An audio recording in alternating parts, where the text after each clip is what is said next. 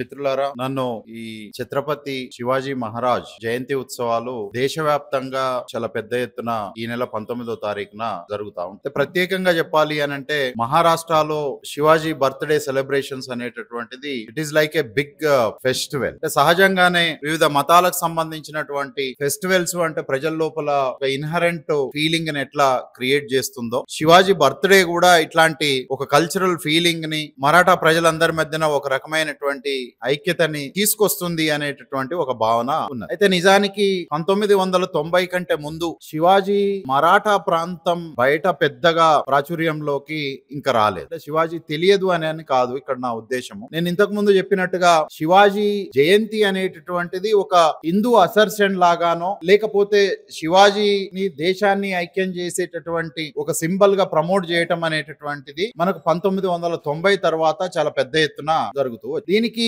కారణం ఏంటిది అంటే 90s కంటే ముందు పెద్దగా లేదు. కేవలం మరాఠా ప్రాంతానికి మాత్రమే పరిమితమై ఉన్నటువంటి శివాజీ. ఆ తర్వాత మరాఠా సరిహద్దుల్ని దాటి శివాజీ ఆయన కాలంలో దండయాత్ర చేసినట్టుగానే ఈ రోజుల్లో కూడా శివాజీ ఐకాన్ అనేటటువంటిది ఒక దండయాత్ర లాగా దేశమంతా విస్తరిస్తూ వస్తాం. దీనికి చాలా ప్రధానమైనటువంటి కారణము పొలిటికల్ రీజన్ అనేటటువంటిది the prime important thing. Political reason అంటే సహజంగానే జనసంఘ్ ఉన్నప్పుడు గాని అఖిల భారత హిందూ మహాసభ ఉన్నప్పుడు గాని శివాజీని ఈ రెండు రాజకీయ పార్టీలు ఎప్పుడు పెద్దగా గుర్తించలేదు. కానీ 1990 కంటే ముందు మరాఠా రాష్ట్రంలో ఉండినటువంటి ఒక రాజకీయ పార్టీ అది శివసేన అనేటటువంటి ఒక రాజకీయ పార్టీ. దానికి సంబంధించినటువంటి సామాజికమైనటువంటి మూలాలు నాయకుడు మరాఠా కమ్యూనిటీకి సంబంధించినటువంటి వ్యక్తి కావటం మూలంగా శివాజీని ఒక సింబల్ గా మాత్రమే కాకుండా శివాజీ సింబల్ తోటి ఒక పొలిటికల్ ఇంట్రెస్ట్ ని ఫుల్ఫిల్ చేసుకునేటటువంటి క్రమం లోపల వాళ్ళు చాలా పెద్ద ఎత్తున ముందుకు తీసుకొని రాబట్టడం జరిగింది. కానీ శివసేన పార్టీకి ఉండినటువంటి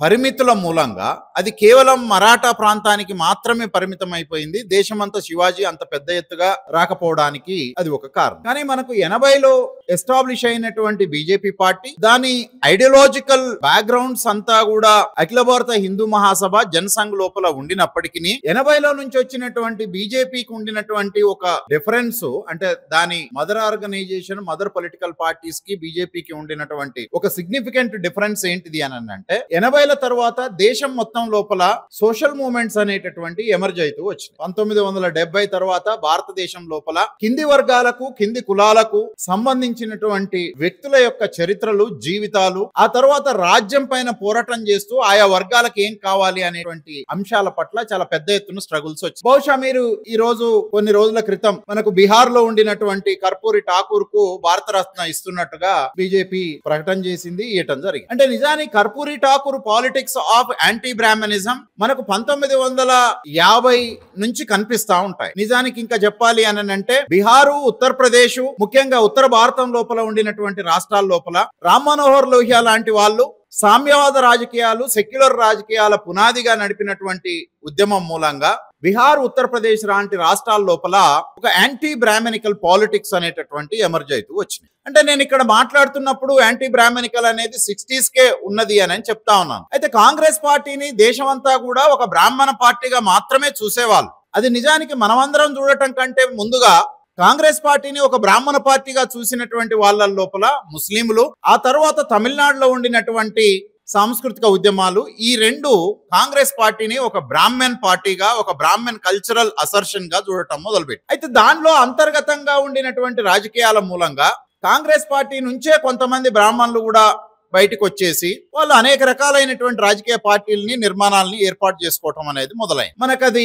మహారాష్ట్ర ఉత్తరప్రదేశ్ వివిధ ప్రాంతాలకు సంబంధించినటువంటి పంజాబీ బ్రాహ్మిన్స్ ఆ తర్వాత తమిళనాడుకు సంబంధించినటువంటి బ్రాహ్మిన్స్ కూడా కొంత కాంగ్రెస్ పార్టీకి డిస్టాంట్ అవుతూ వాళ్ళు కొత్త రాజకీయ పార్టీలని నిర్మాణం చేసుకోవటం అనేది మొదలైంది. ఆ తర్వాత ఈ బీజేపీలో ఉండినటువంటి ఒక ప్రధానమైనటువంటి లక్షణము గతంలో జనసంఘ్లో హిందూ మహాసభలో లేనటువంటి ఒక లక్షణం ఏంటిది అని అంటే 80ల నుంచి అది ఎమర్జ్ అవుతున్న కాలం లోపల సైమల్టేనియస్ గా బ్రాహ్మణిజము హిందూయిజంతో పాటు ఇతరత్ర నాన్ బ్రాహ్మణికల్ అసర్టివ్ ఐడెంటిటీస్ ని కూడా గుర్తించడం మొదలైంది. అందులో నుంచి భాగంగానే అప్పటి వరకు శివాజీ లాంటి వ్యక్తిని కేవలం శూద్ర కులాలు మాత్రమే క్లెయిమ్ చేసుకోవటం జరిగినటువంటి ఒక సింబల్ శివాజీని బీజేపీ కూడా గుర్తించటం మొదలుపెట్టి 80ల నుంచి చాలా పెద్ద ఎత్తున స్ట్రగుల్ చేసుకుంటూ ఇవాళ ఒక హైదరాబాద్ సిటీలోనే దాదాపు 20-30 శివాజీ విగ్రహాలు ఏర్పాటైనాయి. కేవలం సిటీలో మాత్రమే కాదు, తెలంగాణలో ఉండినటువంటి చాలా గ్రామాల లోపల శివాజీ విగ్రహాన్ని ఏర్పాటు చేస్తూ శివాజీ అనేటటువంటి సింబల్ ని ఒక నాన్ హిందూ వ్యతిరేకిగా చూపెట్టడం కొరకు ప్రయత్నం చేస్తారు. నాన్ హిందూ వ్యతిరేకుల లోపల అతి ప్రధానంగా ముస్లిం వ్యతిరేకిగా చూపించడం కొరకు చాలా పెద్ద ఎత్తున ప్రయత్నం జరుగుతా ఉంది. ఆ తర్వాత మనకు 89 నుంచి మొదలైనటువంటి అద్వానీ రామ్ జన్మభూమి రథయాత్ర, ఆ తర్వాత వచ్చినటువంటి మండల్ మూమెంట్, జనరల్ గా మనం దీన్ని మండల్ కమండల్ మూమెంట్ అని అంటాం. మండల్ మూమెంట్ అని అంటే ఓబీసీలకు విద్యా ఉద్యోగ రంగాల లోపల రిజర్వేషన్లు ఇవ్వాలి అని మొదలైనటువంటి ఉద్యమము. ఇది 1970 నుంచే మొదలైతూ వచ్చింది. అందుకని నేను ఇంతకు ముందు చెప్పినప్పుడు 1970 నుంచి భారతదేశం లోపల సోషల్ మూవ్మెంట్స్ అనేటటువంటి ఎమర్జ్ చేయటం మొదలై మనకి 89 లోపల బీపీ మండల్ ఇచ్చినటువంటి రిపోర్ట్ ని మొదటిసారిగా అమలు చేసేటటువంటి కార్యక్రమం 89లో తీసుకోగా, అప్పటి వరకు ప్రభుత్వంలో భాగస్వామ్యమైనటువంటి బీజేపీ పార్టీ అది రాముడికి గుడి కట్టడానికి ఈ పార్టీ అంగీకరించట్లేదు కాబట్టి మేము రథయాత్ర మొదలు పెడతాము అని చెప్పి రథయాత్ర మొదలుపెట్టి మొత్తానికి ఆనాడున్నటువంటి ప్రభుత్వము డిజాల్వ్ అయ్యేటటువంటి కార్యక్రమాన్ని తీసుకున్నారు. అయితే ఒక రకంగా చెప్పాలి అని అంటే ఆ రోజు బీజేపీ చేసినటువంటి ప్రయత్నం ఏంది అని అంటే ఓబీసీలకు రిజర్వేషన్లు ఇవ్వకూడదు అనేటటువంటిది. అయితే చాలా మంది ఓబీసీలకు కూడా అవగాహన లేని విషయం ఏంటిది అని అంటే ఓబీసీలు అని అంటే కేవలం హిందూ కులాలకు సంబంధించినటువంటి శూద్ర బ్యాక్వర్డ్ కమ్యూనిటీస్ మాత్రమే అని అనుకుంటా ఉన్నాం. కానీ దీని లోపల ముస్లిమ్స్, క్రిస్టియన్స్, ఇతరత్ర మతాలకు సంబంధించిన వాళ్ళు కూడా ఓబీసీ కేటగిరీ లోపల ఇంక్లూడెడ్ గా కాబడి ఉన్నారు. అయితే ఈ 52% పాపులేషన్ కు విద్యా ఉద్యోగ రంగాల లోపల రిజర్వేషన్ ఇవ్వాలి అని అన్నప్పుడు ఈ ఓబీసీలని ఆ ఉద్యమం లోపల భాగస్వామ్యం కాకుండా చెయ్యాలి అని అంటే మతం మాత్రమే చాలా కీలకమైనటువంటి పాత్రను నిర్వర్తించగలుగుతుంది. వాళ్ళ సమస్యల కోసం వాళ్ళు పోరాటం చేయకుండా వాళ్ళు బ్రాహ్మణుల యొక్క లాభాల కోసం, ప్రయోజనం కోసం పనిచేసేటటువంటి విధంగా బాబ్రీ మసీదు రథయాత్ర అనేటటువంటి కార్యక్రమాన్ని అయితే సైమల్టేనియస్ గా అది చేసినటువంటి ప్రయత్నం ఏంది అని అంటే చరిత్రని అధ్యయనం చేసేటటువంటి క్రమం లోపల మనం చాలా సందర్భాలు పూలే గులాంగిరి చదువుతున్నప్పుడు కూడా దశావతారాలు అని మాట్లాడినాం. అయితే మొదట దేవుడు బ్రాహ్మడు, ఆ తర్వాత క్షత్రియుడు, ఆ తర్వాత వైశ్యుడు, ఆ తర్వాత దేవుడు శూద్రుడు కూడా అయిపోతా ఉంటాడు. అందుకనే చాలా మంది యాదవులు కృష్ణుడు యాదవుడు శూద్రుడు కాబట్టి దేవుడు అయ్యండి అని అన్నాడు. ఇప్పుడు కృష్ణుని తర్వాత వచ్చినటువంటి కేటగిరీ ఏంటిది అని అంటే ఒక ఆదివాసీ అయినటువంటి హనుమాన్ కూడా దేవుడు అయిపోయాడు. ఇప్పుడు దేశమంతా కూడా హనుమాన్ జయంతి జరుగుతూ ఉంది. అంటే నాకు తెలియదు ఆ డేట్లు ఎట్లా డిసైడ్ అవుతాయో, మరి ఏ క్యాలెండర్ ప్రకారం డిసైడ్ అవుతాయో మనకు తెలియదు. కానీ ఇదే హైదరాబాద్ నగరం లోపల హనుమాన్ జయంతి కూడా నడుస్తూ ఉంటుంది. So this is the one important thing which we need to understand that how BJP trying to incorporate Shudra symbols into their party ideology. అందులో నుంచి భాగంగానే వెరీ రీసెంట్ హిస్టరీలో నుంచి మనకు ఛత్రపతి శివాజీని తీసుకోవటం మొదలు పెట్టారు. జీవిత కాలం అంతా కూడా హిందూ మతాన్ని ధ్వంసం చేస్తే తప్ప ఈ దేశం లోపల కులం అనేటటువంటిది నిర్మూలన జరగదు అని మాట్లాడినటువంటి అంబేద్కర్ ని కూడా ఆర్గనైజర్ పత్రిక ఒక ప్రత్యేకమైనటువంటి బులెటిన్ వేసి అంబేద్కర్ ముస్లిం వ్యతిరేకి, అంబేద్కర్ క్రిస్టియన్ వ్యతిరేకి, అంబేద్కర్ హిందూ అనుకూలవాది అనేటటువంటి పద్ధతుల లోపల ప్రయత్నం చేశారు. అంటే ఇక్కడ నేను చెప్తున్నటువంటి ప్రధానమైనటువంటి అంశం ఏంటిది అని అంటే మనం ఛత్రపతి శివాజీని అర్థం చేసుకోవాలి అని అంటే ఒక్క ఛత్రపతి శివాజీ మాత్రమే కాదు, ఇప్పుడు వాళ్ళు ఈ దేశం లోపల బ్రాహ్మణిజానికి వ్యతిరేకంగా పోరాడినటువంటి ప్రతి సింబల్ ని తమ సింబల్ గా ప్రొజెక్ట్ చేయటము, ప్రొటెక్ట్ చేసుకునేటటువంటి ఒక ప్రయత్నం జరుగుతాం. అందులో నుంచి భాగంగానే మనం శివాజీ కూడా ఒక ప్రాంతానికి సంబంధించినటువంటి సింబల్ మొత్తం ఒక నేషనల్ స్పిరిటెడ్ సింబల్ గా ఎట్లా ఎమర్జ్ అవుతూ వచ్చింది. ఆ తర్వాత అనివార్యంగా దేశంలో ఉండినటువంటి అన్ని ప్రాంతాల లోపల శివాజీకి సంబంధించినటువంటి జయంతిని జరపాలా వద్దా, జరిపితే ఏ పద్ధతుల లోపల జరపాలి అనేటటువంటి ఒక కాన్ఫ్లిక్ట్ కూడా రేజ్ అయిపోయి కూర్చున్నది. అందుకనే 90ల తర్వాత క్రమక్రమంగా దేశమంతా విస్తరించినటువంటి శివాజీకి సంబంధించి మనం శివాజీని ఓన్ చేసుకోలేకపోవడం మూలంగా, లేదా స్టాలిన్ ఇంతకు ముందు చెప్పినట్టుగా గోవింద పన్సారే శివాజీ గురించి ఒక అద్భుతమైనటువంటి రచన చేసినా సరే చాలా కమ్యూనిస్టు పార్టీల నాయకులకు, కమ్యూనిస్టు పార్టీ శాఖలకు గోవింద పన్సారే రాసినటువంటి శివాజీ చరిత్ర వాళ్ళకు కూడా చేరలేదు. ఆ తర్వాత ఇది మాత్రమే కాకుండా Babasaheb Ambedkar annihilation of cost లోపల శివాజీ గురించి ప్రస్తావిస్తా ఉంటాడు. అయితే శివాజీ గురించి అంబేద్కర్ ప్రస్తావించినటువంటి పద్ధతి ఇవాళ మనం అందరం శివాజీని ఏ రకంగా చూడాల్సి వస్తుందో ఆ రకంగా అంబేద్కర్ మాట్లాడలేదు దాని గురించి. ఆ తర్వాత మహాత్మా జ్యోతిరావు పూలే ద్వారా నిజానికి బాబాసాహెబ్ అంబేద్కర్ శివాజీ గురించి తెలుసుకున్నాడు. అంటే శివాజీ చరిత్ర తెలియదని అని కాదు, శివాజీని ఒక శూద్ర కాంటెక్స్ట్ లోపల ఎట్లా చూడాలి అనేటటువంటి దాన్ని మొదటిసారి పూలే ఇయ్యటం మూలంగా బాబాసాహెబ్ అంబేద్కర్ పూలే నుంచి నేర్చుకున్నాడు. శివాజీకి సంబంధించినటువంటి దాన్ని ఒక మహా ఉత్సవం లాగా మొట్టమొదటిసారి నిర్వహణ చేసినటువంటి వ్యక్తి మహాత్మా జ్యోతిరావు పూలే. కానీ ఇవాళ మనకు ఉండినటువంటి పరిస్థితి ఏంటిది అని అంటే, శివాజీ అనేటటువంటి సింబల్ చుట్టూ ఇచ్చినటువంటి కలరింగ్, శివాజీ చుట్టూ ఇచ్చినటువంటి మిస్ఇంటర్ప్రిటేషన్స్, శివాజీ పునాదిగా కొనసాగుతూ ఉన్నటువంటి రాజకీయాల మూలంగా సహజంగానే శివాజీని మనకు వాళ్ళు దూరం చేయటం మొదలుపెట్టారు. అంటే మనం తెలుసుకోవడానికి సిద్ధంగా లేకపోవడం వల్ల మాత్రమే దూరం కాలేదు, అంటే వాళ్ళు చాలా ఇంటెన్షనల్ గా ఒక సెక్షన్ కు శివాజీని దూరం చేయటము అనేటటువంటిది ఇన్హరెంట్ గా వాళ్ళ ప్రచారం లోపల నిబిడీకృతం అయిపోయి ఉన్నది. దాని మూలంగా మనము శివాజీని డిజోన్ చేసుకునేటటువంటి ప్రయత్నం చేశారు. నిజానికి వాళ్ళు శివాజీని ఓన్ చేసుకోవటం వాళ్ళ ఇంటెన్షన్ కాదు, మనం డిజోన్ చేసుకోవాలి అని అంటే వాళ్ళు మిస్ ఓన్ చేసుకునేటటువంటి ఒక ప్రయత్నం చేయాలి. అందులో నుంచి భాగంగానే శివాజీని ఇప్పుడు దేశమంతా కూడా మిస్ఇంటర్ప్రిట్ చేసేటటువంటి ఒక ప్రక్రియ నడుస్తా ఉంది. 90ల తర్వాత బొంబాయిలో వచ్చినటువంటి మత అల్లర్లు, ఆ తర్వాత 89లో వచ్చినటువంటి రాముని రథయాత్ర, ఓబీసీ రిజర్వేషన్లకు వ్యతిరేకంగా జరిగినటువంటి అగ్రకుల ఆధిపత్యాలకు సంబంధించినటువంటి పోరాటాలు, ఈ అన్నింటి కాంటెక్స్ట్ లోపల మనం శివాజీని అర్థం చేసుకుంటే తప్ప శివాజీ చుట్టూ అలుముకొని ఉన్నటువంటి తప్పుడు ప్రచారాలు, అబద్ధాలని మనం బద్దలు కొట్టడం అనేటటువంటిది హైలీ ఇంపాసిబుల్. దీనికి ఇవాళ మీరు ఇక్కడ పెట్టినటువంటి సమావేశానికి సంబంధించినటువంటి ప్రధానమైనటువంటి చర్చ ఏంటిది అని అంటే, మత సామరస్యాన్ని నెలకొల్పినటువంటి ఛత్రపతి శివాజీ మహారాజ్. ఎందుకు మనం ఈ విషయం చెప్పాల్సి వస్తుంది అని అంటే, బయట మత వ్యతిరేకిగా శివాజీని ప్రమోట్ చేసి చూపిస్తా ఉన్నారు కాబట్టి అది తప్పు.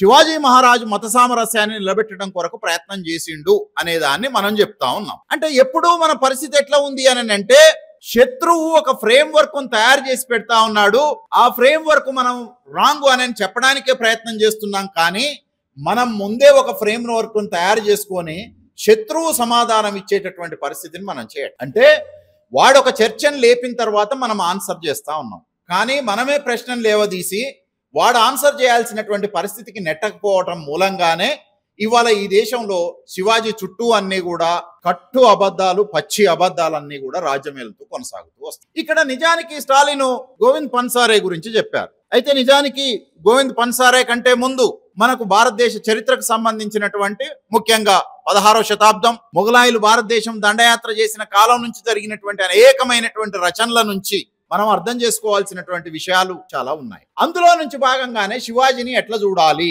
అనేటటువంటిది ఒకటి. అయితే మనకు మొట్టమొదటిసారిగా మహాత్మా జ్యోతిరావు పూలే శివాజీ చనిపోయినటువంటి ప్రదేశం ఏదైతే ఉందో, ఆయన్ని ఎక్కడైతే ఆయనకు అంత్యక్రియలు జరిపారో ఆ ప్రదేశం అంతా చెట్లు పుట్టలు అసలు ఏమి కనపడకుండా, ఎవరు పట్టించుకోకుండా, దానికి సంబంధించినటువంటి ఇప్పుడు జరుగుతున్నంత జయంతి, హంగు, ఆర్భాటము, మ్యూజిక్లు, డీజేలు, తర్వాత కాషాయ గుడ్డలు, ఈ ఆర్భాటం అంతా కూడా అప్పుడు లేదు. అసలు ఆర్భాటం కాదు, శివాజీని ఆల్మోస్ట్ చరిత్ర నుంచి తొక్కివేయబడ్డాడు, చరిత్ర నుంచి ఎలిమినేట్ చేయబడిపోయాడు. మహాన్ అంటే వాళ్ళందరూ ఏం మాట్లాడాలి అని అంటే, పీష్వా రాజ్యం చాలా గొప్పది అనేటటువంటి సినిమాలు తీశారు, పీష్వా రాజ్యం చాలా ఉన్నతమైనటువంటిది అనేటటువంటి రచనలు చేశారు, ఇట్లాంటివన్నీ కూడా చేసుకుంటూ వచ్చారు. కానీ ఎక్కడ కూడా శివాజీ గురించి మాట్లాడేటటువంటి ప్రయత్నం చేయలేదు. మొట్టమొదటిసారి మహాత్మా జ్యోతిరావు పూలే శివాజీకి సంబంధించినటువంటి చరిత్రను తెలుసుకోవటం ద్వారా ఆ ప్రదేశాన్ని సందర్శించడానికి పోయాడు. అక్కడికి పోయిన తర్వాత ఆయన సమాధి ఉన్నది, ఆ సమాధి చుట్టూ అన్ని చెట్లు పుట్టలు, అసలు సమాధి కనపడకుండా అత్యంత భయంకరమైనటువంటి స్థితిలో శిథిలావస్థ లోపల ఉన్నది. ఈ శిథిలావస్థ లోపల ఉండినటువంటి శివాజీ దాన్ని గమనించిన తర్వాత ఛత్రపతి శివాజీ ఆ సమాధి చుట్టూ ఆ పొదలనన్నిటిని కూడా తొలగించి మొట్టమొదటిసారి మహాత్మా జ్యోతిరావు పూలే శివాజీ జయంతి కార్యక్రమాన్ని చేయటం మొదలుపెట్టారు. ఈయన ఎప్పుడైతే శివాజీ జయంతి కార్యక్రమాన్ని ఒక శూద్ర రాజు, ఒక ఫెరోషియస్ కింగ్, అంటే దేశమంతా తన చుట్టూ అంతా మొఘలు ముస్లిం పరిపాలన కొనసాగుతూ ఉండినటువంటి కాలం లోపల ఒక చిన్న రాజ్యానికి సంబంధించినటువంటి రాజు తన చుట్టూ ఉండినటువంటి విశాలమైనటువంటి రాజ్యంతో యుద్ధం చేయగలిగేటటువంటి ధిరోదాత్తుడైనటువంటి ఒక రాజు. ఈ రాజుకు సంబంధించినటువంటి చరిత్ర ఎక్కడా లేకపోవటానికి కారణం ఏంటిది అని అంటే, చరిత్రకారులంతా కూడా ఈ దేశం లోపల అయితే రైట్ వింగు లేదంటే లెఫ్ట్ వింగు, ఇంకా బాగా చెప్పాలి అని అంటే రైట్ లెఫ్ట్ వింగు అనేటటువంటి విషయాన్ని పక్కకు పెట్టేసేస్తే ఈ దేశంలో చరిత్రను రాసిన వాళ్ళ కులమంతా కూడా బ్రాహ్మణకు. ఇంకా సాధ్యమైతే అసలు ఎవడి చరిత్రని ఒక అక్షరం కూడా రాయకుండా ఉండేటటువంటి ప్రయత్నం చేశారు. అందులో నుంచి భాగంగానే శివాజీ చరిత్ర కూడా తొక్కివేయబడ్డది. మొట్టమొదటిసారి మహాత్మా జ్యోతిరావు పూలే శివాజీ జయంతిని జరపడం చేశాడు. ఇంకా దానికంటే ముందు శివాజీ చేసినటువంటిది ఏంటిది అని అంటే, మనకు ఈ వామనుడు బలిచక్రవర్తి స్టోరీ కథ కూడా ఉంది కదా, ఆ కథలో నుంచి బలిచక్రవర్తి స్టోరీని తీసుకొని బలిరాజ్య స్థాపనని నిర్మించినటువంటి వాడు శివాజీ నిర్మించినటువంటి రాజ్యాన్ని తిరిగి మనం తీసుకొని రావాలి అని అన్నాడు. అంటే నిజానికి ఇక్కడ మహాత్మా జ్యోతిరావు పూలేకు ఆ రాజ్యాన్ని కొన్ని వేల సంవత్సరాల తర్వాత శివాజీ బ్రాహ్మణ రాజ్యాన్ని ధ్వంసం చేసి ఆ రాజ్యం స్థానం లోపల శూద్రులకు ఏదైతే రాజకీయ హక్కులు నిరాకరించిర్రో ఆ నిరాకరించబడినటువంటి రాజకీయ హక్కుని సాధించి శౌర్యంగా చూపెట్టినటువంటి వాడు శివాజీ అనేటటువంటి ఉద్దేశంతో ఆయన ఈ కార్యక్రమాన్ని చేశారు. అయితే ఇక్కడ 2 ప్రోగ్రామ్స్ ని మహాత్మా జ్యోతిరావు పూలే తీసుకున్నాడు. ఒకటి బలిచక్రవర్తి కార్యక్రమము, 2 శివాజీ ప్రోగ్రాం. మహాత్మా పూలేకు బలిచక్రవర్తి రాజ్యం కోల్పోయిన మనం దాన్ని తిరిగి సాధించాలి, చరిత్రలో ఆల్రెడీ శివాజీ సాధించి చూపెట్టిండు, శివాజీ తర్వాత తిరిగి మనం దాన్ని సాధించాల్సినటువంటి అవసరం ఉన్నది అని. ఆ తర్వాత మనకు బాబాసాహెబ్ అంబేద్కర్ ఆయన దేశమంతా తిరుగుతూ స్థానికంగా ఉండినటువంటి శూద్ర అన్టచబుల్ కమ్యూనిటీస్ కు సంబంధించినటువంటి చరిత్రను బయటకు తీసేటటువంటి క్రమం లోపల ఆయన దీని గురించి తెలుసుకొని ఒక రోజు బాబాసాహెబ్ అంబేద్కర్ శివాజీకి ఉండినటువంటి ఆ దహనం చేసినటువంటి లేదా ఆయనని పెట్టినటువంటి ఆ మాన్యుమెంట్ ఏదైతే ఉందో అక్కడికి పోయి ఒక రాత్రి అక్కడే నిద్ర చేసి ఆ తర్వాత చాలా పెద్ద ఎత్తున శివాజీని బయటికి తీసుకొని రాబడటం అనేది జరిగింది. అయితే ఇక్కడ నేను ఒక్క మాట చెప్తాను. ఇవాళ మనం శివాజీ అనగానే పక్కా కట్టర్ హిందూ లాగా ఒక రకమైనటువంటి ప్రమోషన్ జరిగి కూర్చున్నది. దాన్ని ఇప్పుడు డిస్ట్రాయ్ చేయటం అనేటటువంటిది మన అందరి ముందు ఉన్నటువంటి ఒక లక్ష్యం. అయితే Babasaheb Ambedkar annihilation of cost లోపల శివాజీ గురించి ఒక మాట చెప్తా ఉంటాడు.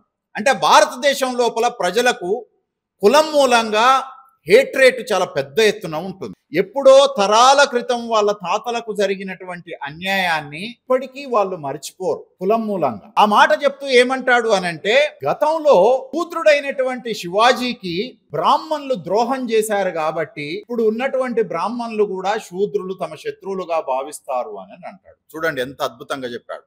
నేను మళ్ళీ కూడా చెప్తాను మీరు అర్థం చేసుకోవడానికి. అంటే భారతదేశం లోపల ఎప్పుడో తరాల క్రితం మన పూర్వీకులకు అన్యాయం జరిగి ఉంటే ఆ అన్యాయం చేసినటువంటి వాళ్ళ మనవరాళ్ళు ఇప్పుడు ఎవరైతే ఉంటారో ఆ కులం వాళ్ళ పట్ల మనకు తీవ్రమైనటువంటి శత్రుత్వము, అసహ్యము, హేట్రేటు ఇవన్నీ మనకు మనసులో ఉంటాయి. మనం ఎప్పటికీ మర్చిపోము. మన తాతలకు చేసినటువంటి అన్యాయానికి ఇప్పటికి కూడా మనం కక్ష తీర్చుకోవడం కొరకు ప్రయత్నం చేస్తాము. కులానికి ఆ స్వభావం ఉంటుంది అని అన్నాడు. ఈ మాట చెప్పి ఆయన ఒక ఉదాహరణ ఏం చెప్తాడు అని అంటే, చరిత్రలో శూద్రుడైనటువంటి శివాజీకి బ్రాహ్మణులు అత్యంత దుర్మార్గమైనటువంటి అన్యాయం చేశారు, శివాజీని హత్య చేశారు. ఈ అన్ని కారణాల చేత ఈ రోజు ఉండేటటువంటి శూద్రులు బ్రాహ్మణులని సహించరు, బ్రాహ్మణులని శూద్రులు ఇప్పటికీ కూడా శత్రువులుగా భావిస్తారు అని అన్నారు. అంటే ఈ మాట ద్వారా బాబాసాహెబ్ అంబేద్కర్ శివాజీ గురించి ఏం చెప్తా ఉన్నాడు అనంటే, శివాజీ అనేటటువంటి ఒక ఐకాను, ఒక కింగు, ఒక ఫెరోషియస్ లీడర్ అనేటటువంటి వ్యక్తి శూద్రులకు నాయకత్వం వహించి బ్రాహ్మణ రాజ్యాల్ని, ముస్లిం రాజ్యాల్ని తుదముట్టించినటువంటి ఒక మహావీరుడు అనే అర్థం లోపల చెప్తాం. అంటే శివాజీకి అన్యాయం చేసింది బ్రాహ్మణులు కాబట్టి ఇప్పుడు బ్రాహ్మణుల పైన శత్రుత్వాన్ని తీర్చుకోవాలి అనేటటువంటి ఆలోచనలు ఇప్పటికీ శూద్రుల లోపల ఉంటాయి. సరిగ్గా బ్రాహ్మణులకు కూడా శూద్రులకు పైన కోపం ఉంటుంది. ఎందుకు అనంటే, ఛత్రపతి శివాజీ ఒక శూద్రుడు, రాజ్యపాలన చేయటానికి అనర్హుడు. ఈ అనర్హుడైనటువంటి శూద్రుడు వచ్చి రాజుగా రాజ్యం ఏలిండు, ఇంకెప్పుడు ఈ కాలం లోపల రావద్దు అని వీళ్ళు ప్రయత్నం చేస్తారు.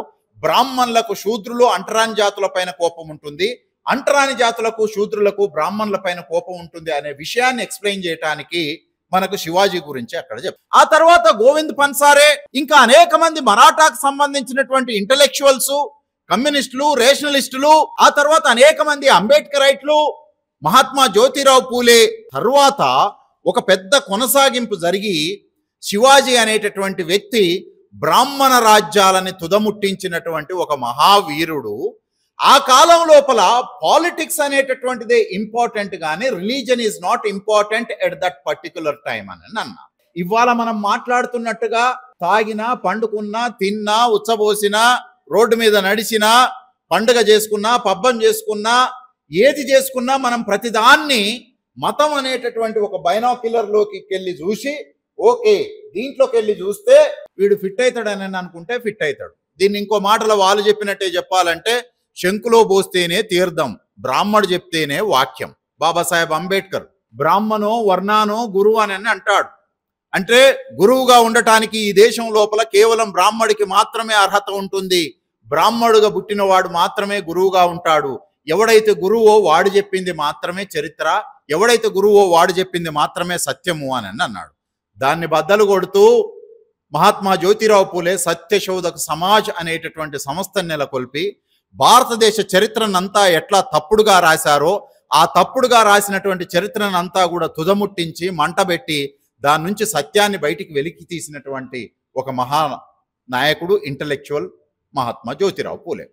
అక్కడి నుంచి మనం దీన్ని అర్థం చేసుకోగలిగితే ఇవాళ శివాజీ విగ్రహం చుట్టూ ఉండినటువంటి రాజకీయాల్ని అర్థం చేసుకోవచ్చు. శివాజీ విగ్రహం చుట్టూ ఉండినటువంటి చరిత్రని ఎట్లా మిస్ఇంటర్ప్రిట్ చేస్తున్నారు అనేటటువంటి విషయాన్ని కూడా అర్థం చేసుకోవచ్చు. నేను చాలా ప్రధానంగా ఇంతసేపు చెప్పినటువంటి ఒక అంశం ఏంటిది అని అంటే 1970 నుంచి మొదలైనటువంటి శివాజీ మిస్ఇంటర్ప్రిటేషను 90ల తర్వాత పీక్ చేరుకొని 2000 సంవత్సరం తర్వాత దేశంలో ఉండినటువంటి అనేక గ్రామాల లోపలికి కూడా విస్తరించేటటువంటి ఒక ప్రయత్నం జరిగింది. ఆ క్రమం లోపల మనం ఇవాళ శివాజీని సత్యాన్ని సత్యంగా, అసత్యాన్ని అసత్యంగా చూడాలి. సత్యాన్ని సత్యంగా ఎట్లా చూడాలి అని అంటే బ్రాహ్మణుడు నీకు ఇచ్చినటువంటి ఒక డివైస్ లోకి వెళ్ళి శివాజీని చూపిస్తే నీకు శివాజీ కేవలము హిందూ సామ్రాజ్యాలని, హిందూ హృదయాలని గెలుచుకున్నటువంటి నాయకుడిగా మాత్రమే కనిపిస్తాడు. కానీ అదే శివాజీని పూలే బైనాక్యులర్ లో నుంచి మహాత్మా జ్యోతిరావు పూలే, బాబాసాహెబ్ అంబేద్కర్, పన్సారే, ఇంకా రామ్ పున్యాని ఇట్లాంటి చరిత్రకారుల యొక్క స్పెక్టికల్స్ నుంచి మనం చూసినట్లయితే మనకు శివాజీ అనేటటువంటి వ్యక్తి ఒక సెక్యులర్ కింగ్ లాగా, రూలర్ లాగా కనిపిస్తాడు. శివాజీ ఒక రేషనలిస్ట్ లాగా కనిపిస్తాడు. శివాజీ ఒక యాంటీ బ్రాహ్మణ్ లాగా కనిపిస్తాడు. శివాజీ ఒక రైట్ పొలిటీషియన్ లాగా కనిపిస్తాడు. శివాజీ ఈ రోజు జరుగుతున్నటువంటి కొనసాగుతున్నటువంటి ప్రభుత్వాలకు కూడా పబ్లిక్ పాలసీని ఎట్లా తయారు చేయాలనేటటువంటి అవగాహన ఇచ్చినటువంటి వాడిలాగా ఇవాళ వ్యవసాయ రంగం గురించి చాలా మంది మాట్లాడుతూ ఉన్నారు, కార్మిక రంగం గురించి మాట్లాడుతూ ఉన్నారు. హైదరాబాద్ నగరంలో షీటీముల్ లాంటి ఎస్టాబ్లిష్ చేసి స్త్రీలకు ఒక రకమైనటువంటి సెక్యూరిటీని ఇవ్వాలనేటటువంటి విషయాలు మాట్లాడుతూ ఉన్నారు. ఇవాళ ప్రభుత్వాలు మాట్లాడే, ప్రభుత్వాలు నిర్మించే, తయారు చేసేటటువంటి అనేక రకాలైనటువంటి పబ్లిక్ పాలసీలకు 16-17వ శతాబ్దం నాటికే శివాజీ వాటిని ఒక పబ్లిక్ పాలసీ లాగా ఎమర్జ్ చేసే ప్రయత్నం చేశాడు. అదేం చేశాడు అనేటటువంటి విషయాన్ని చూద్దాం. అయితే మొదట మనకు కావాల్సినటువంటి అంశం ఏంటిది అని అంటే ఇంతకు ముందు చెప్పినట్టుగా శివాజీని ఎవరు తప్పుడుగా ప్రచారం చేశారు, ఎందుకు తప్పుడుగా ప్రచారం చేశారు, ఈ రెండు విషయాల్ని మనం మాట్లాడుకుందాం. అసలు శివాజీ గురించి సావర్కర్ లాంటి వాళ్ళు చాలా అన్యాయంగా, దుర్మార్గంగా మాట్లాడారు. అసలు అది చరిత్రే కాదు, కావాలని మిస్ఇంటర్ప్రిట్ చేశారు అని చెప్పి సావర్కర్ చెప్పారు. సావర్కర్ దృష్టిలో శివాజీ దేశభక్తుడు కాదు, సావర్కర్ దృష్టిలో శివాజీ చరిత్రకారుడు కాదు, సావర్కర్ దృష్టిలో శివాజీ కలోనియల్స్ కు వ్యతిరేకంగా ప్రజల్ని ఐక్యపరిచినటువంటి ఒక రాజుగా కూడా సావర్కర్ ఏం చూడలేదు. ఆర్ఎస్ఎస్ కూడా శివాజీ గురించి ఎప్పుడు పట్టించుకునేటటువంటి ప్రయత్నమే చేయలేదు. 1970ల తర్వాత మాత్రమే ఆర్ఎస్ఎస్, శివసేన, బీజేపీ ఇట్లాంటి సంస్థలంతా కూడా శివాజీ గురించి మాట్లాడటానికి ప్రయత్నం చేశాయి. ఎందుకు అనంటే ఏ వర్గాల ఓట్లయితే అత్యధికంగా ఉన్నాయో వాటిని కొల్లగొట్టాలి అని అనుకున్నప్పుడు వాళ్ళకు శివాజీ గురించి ఒక తప్పుడుగా సూత్రీకరణ చేయటం మూలంగా వాళ్ళలోకి మనం చొచ్చుకొని పోవటానికి అవకాశం ఉంటుంది అని చెప్పి మన తాత మన తండ్రుల గురించే వాళ్ళు అబద్ధాలని ఎంత రెడీ చేసి పెట్టేస్తే ఆ అబద్ధాలని అన్నింటినీ కూడా మనం నమ్మి మన పక్కన ఉండాల్సినటువంటి మన బాధితులు, మన మిత్రుల్ని మనం దూరం చేసుకునేటటువంటి ప్రయత్నం జరిగింది. సో అక్కడి నుంచి మనం ఆలోచన చేసేటట్లయితే శివాజీని ఒక హిందూ హృదయ సామ్రాట్ అనేటటువంటి అభిప్రాయము ఇవాళ ఆర్ఎస్ఎస్ గాని లేదా విశ్వ హిందూ పరిషత్ గాని, లేదా అనేక రకాలైనటువంటి హిందూ ఐడియాలజికల్ అనే పదం కంటే కూడా మీరు కూడా ఒక పదం చాలా ప్రధానంగా వాడితే బాగుంటుంది, బ్రాహ్మణ ఐడియాలజీ అని చెప్పి మనం వాడదాం. ఎందుకు ఈ మాట అంటా ఉన్నాను అని అంటే, బీజేపీ ఆర్ఎస్ఎస్ కు సంబంధించినటువంటి ఐడియాలజీని ఒక జాతీయవాదంగా మలిచినటువంటి వ్యక్తి సావర్కర్. సావర్కర్ గురించి మీకు అందరికీ తెలుసు. సావర్కర్ అనేటటువంటి ఆయన నిజానికి దేవుణ్ణి నమ్మడు, ఆయనని ఆగ్నోస్టిస్ట్ అంటారు. ఈ దేవుణ్ణి నమ్మని వ్యక్తి మాత్రం చాలా బలంగా హిందూ ధర్మం అనేటటువంటి దాన్ని నమ్ముతాడు. ఆయన ఉద్దేశం లోపల హిందూ అనంటే మతం కాదు, ఈ హిందూ అనేటటువంటిది ఒక లైఫ్ స్టైల్. ఈ హిందూ లైఫ్ స్టైల్ లోపల అనేక మతాలు ఉన్నాయి అని అంటాడు. ఈ అనేక మతాల లోపల ఏమున్నాయి అని అంటే, భారతదేశం పునాదిగా జన్మించినటువంటి మతాలన్నీ కూడా హిందువులే. భారతదేశంతో సంబంధం లేకుండా పుట్టుకొని వచ్చి ఈ దేశంలో కొనసాగుతున్నటువంటి మతాలు హిందువులు కాదు అని ఆయన ఒక డెఫినేషన్ ఇచ్చాడు. అయితే ఈ డెఫినేషన్ సారాంశం ప్రకారం ఏంటిది అని అంటే, 1920-25 నాటికే వచ్చినటువంటి అఖిల భారత హిందూ మహాసభ, ఆ తర్వాత వచ్చినటువంటి జనసంఘు, ఆ తర్వాత వచ్చినటువంటి భారతీయ జనతా పార్టీ, ఆ తర్వాత వచ్చినటువంటి దాని అనేక రకాలైనటువంటి పిల్లలు తల్లులు ఇవన్నీ కూడా చెప్పినటువంటి ఒక ప్రధానమైనటువంటి విషయం ఏంటిది అని అంటే, ఈ దేశంలో సిటిజన్షిప్ ఉండాలి అని అంటే వాడు ఖచ్చితంగా హిందూ అయి ఉండాలి అని అన్నారు. అయితే నిజానికి సావర్కర్ ఏమో హిందూ అంటే ఈ దేశంలో పుట్టినోళ్ళంతా హిందువులే అని అంటా ఉన్నాడు. కానీ ఆర్ఎస్ఎస్ హెగ్డే వారు, గురూజీ వీళ్ళేం చెప్తా ఉన్నారు అని అంటే, హిందూ అని అంటే ఎవరైతే వైదిక మతానికి సంబంధించినటువంటి దేవుణ్ణి భావిస్తారో వాళ్ళు మాత్రమే హిందువులు అని అన్నాను. ఇంకొక మాట ఏం చెప్తా ఉన్నాడు అని అంటే, సావర్కరు ఈ దేశాన్ని పితృభూమి అని పిలవాలి అని అన్నాడు. Father land, India is a father land. కానీ ఆర్ఎస్ఎస్ భారతదేశాన్ని సింబలైజ్ చేసేటప్పుడు ఒక ఉమెన్ ని పోర్ట్రేట్ చేస్తా ఉంటారు. స్త్రీ ఉంటుంది, స్త్రీ చేతిలో జెండా ఉంటుంది. ఎందుకు మరి సావర్కర్ ఏమో ఫాదర్ ల్యాండ్ అంటా ఉన్నాడు, ఆర్ఎస్ఎస్ ఏమో మదర్ ల్యాండ్ అని అంటా ఉంది. భారతదేశము అనేటటువంటిది తల్లి లాంటిది అని. వాళ్ళ మధ్యన కూడా ఈ దేశానికి సంబంధించి ఎవడు హిందువు కాదు, ఈ దేశం పితృభూమి మాతృభూమి అనేటటువంటి కాంట్రడిక్షన్స్ వాళ్ళ మధ్యన కూడా ఉన్నాయి. సో ఆ క్రమం లోపల మనం ఇక్కడికి వచ్చేటప్పుడు శివాజీని వాళ్ళు పోర్ట్రేట్ చేయటం లోపల కూడా మొత్తం బ్రాహ్మణుల మధ్యన ఏకసారూప్యత అనేటటువంటిది లేదు. సావర్కర్ శివాజీని డిజోన్ చేస్తా ఉన్నాడు. 70ల తర్వాత ఆర్ఎస్ఎస్ దాని అనుబంధ రాజకీయ సాంస్కృతిక విద్యార్థి మహిళా అన్ని సంఘాలంతా కూడా శివాజీని వాళ్ళు ఓన్ చేసుకునేటటువంటి ప్రయత్నం చేస్తారు. ఓన్ చేయటం అనేటటువంటి పదాన్ని వాడటం కంటే కూడా తప్పుడుగా ప్రచారం చేస్తా ఉన్నారు, మిస్ఇంటర్ప్రిట్ చేస్తా ఉన్నారు అనేటటువంటి పదం సరి అయినటువంటి. ఎట్లా మిస్ఇంటర్ప్రిట్ చేస్తా ఉన్నారు? వాళ్ళు చెప్పేటటువంటి విషయాలు ఏంటిది అని అంటే, హిందూ హృదయాలని గెలుచుకున్నటువంటి ఒక మహావీరుడు ఛత్రపతి శివాజీ. కారణం ఏంటిది అని అంటే, ఈ మరాఠా చుట్టూ ఉండబడినటువంటి రాజ్యాలంతా కూడా ముస్లిం రాజ్యాలు. మనం పొరపాటు పడొద్దు. ముస్లిం అనేటటువంటి పదాన్ని వినగానే ఇది ఏదో మతాలకు సంబంధించినటువంటి విషయం అని అనుకోవద్దు. రాజులు మాత్రమే ముస్లింలు గాని ఆ రాజులంతా కూడా కలోనియల్సే.